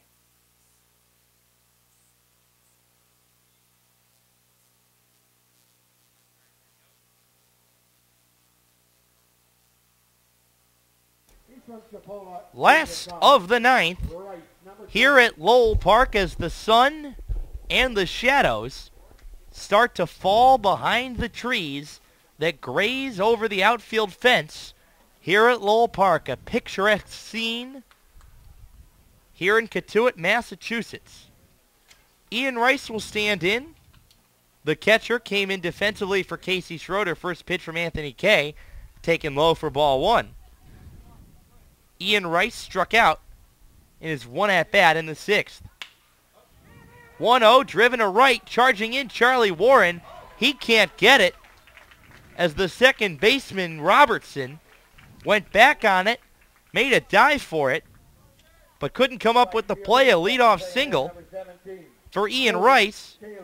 That'll bring up Logan Taylor, who's left the yard once already today.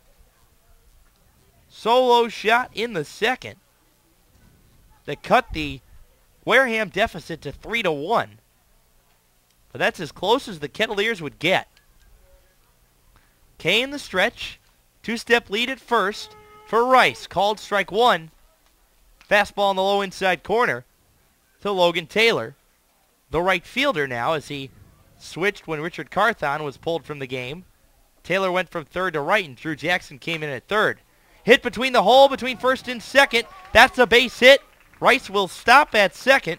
Back-to-back hits for the Kettleers to lead off the bottom of the 9th. Drew Jackson steps to the plate. He's 0 for 2 with a pair of swinging strikeouts. John Borman having a chat with Anthony Kay. I wonder when Jim Lawler will decide to make a move. This is Kay's 3rd full inning. There is some action out in the Wareham bullpen beyond the right field fence, but nothing urgent just yet. Logan Taylor, man oh man. Jackson lays down the bunt, caught by Borman, foul ball.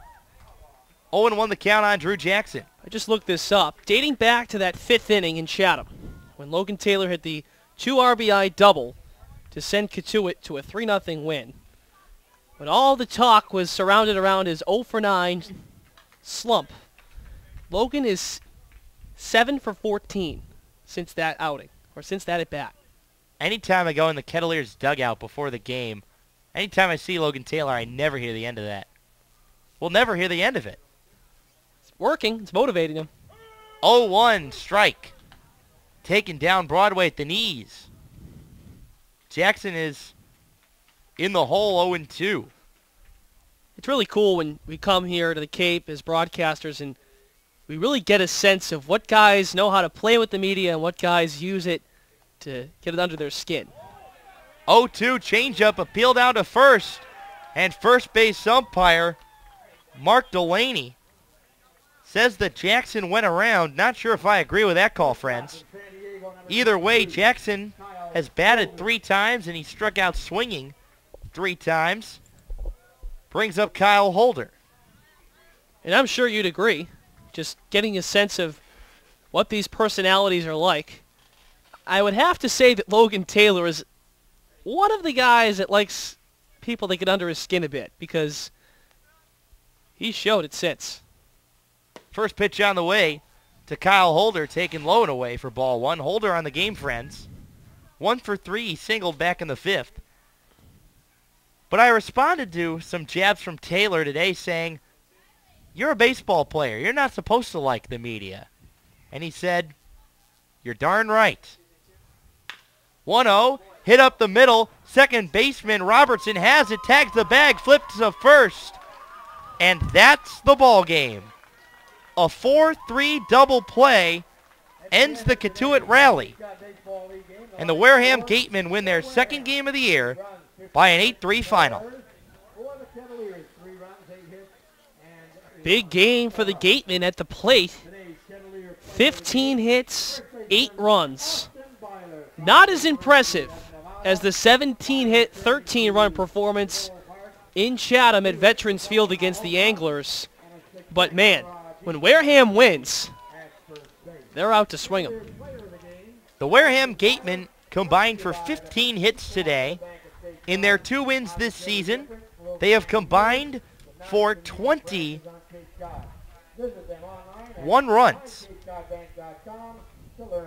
And the Kettleers fall to 4-4. Gatemen improve to 2-6 on the season. And the Orleans Firebirds come to town tomorrow. Kettleers Insider postgame show coming up next. We'll go around the league, give you some scores, recap tonight's ball game, and preview tomorrow afternoon's matchup against the Orleans Firebirds. Kettleers Insider postgame coming up next. Again, the final. Kettleers win, or rather, Kettleers fall to the Wareham Gatemen, 8-3 here at Lowell Park. Today's broadcast is brought to you in part by Cape Cod Healthcare. Care where you need it, when you need it. Today's broadcast is proudly sponsored in part by Curry College, located in Milton, Massachusetts. It offers undergraduate and graduate degrees. The Kettleers and Cotuit Athletic Association want to welcome Bank of Cape Cod as a premium sponsor and member of the Executive Kettleers Club. Bank of Cape Cod is a locally owned and managed commercial and community bank. Chatham Bars Inn is a leading sponsor of the Cape Cod Baseball League, celebrating its 100th anniversary, a Cape League sponsor for over 20 years. Today's broadcast is brought to you in part by iHealth Services.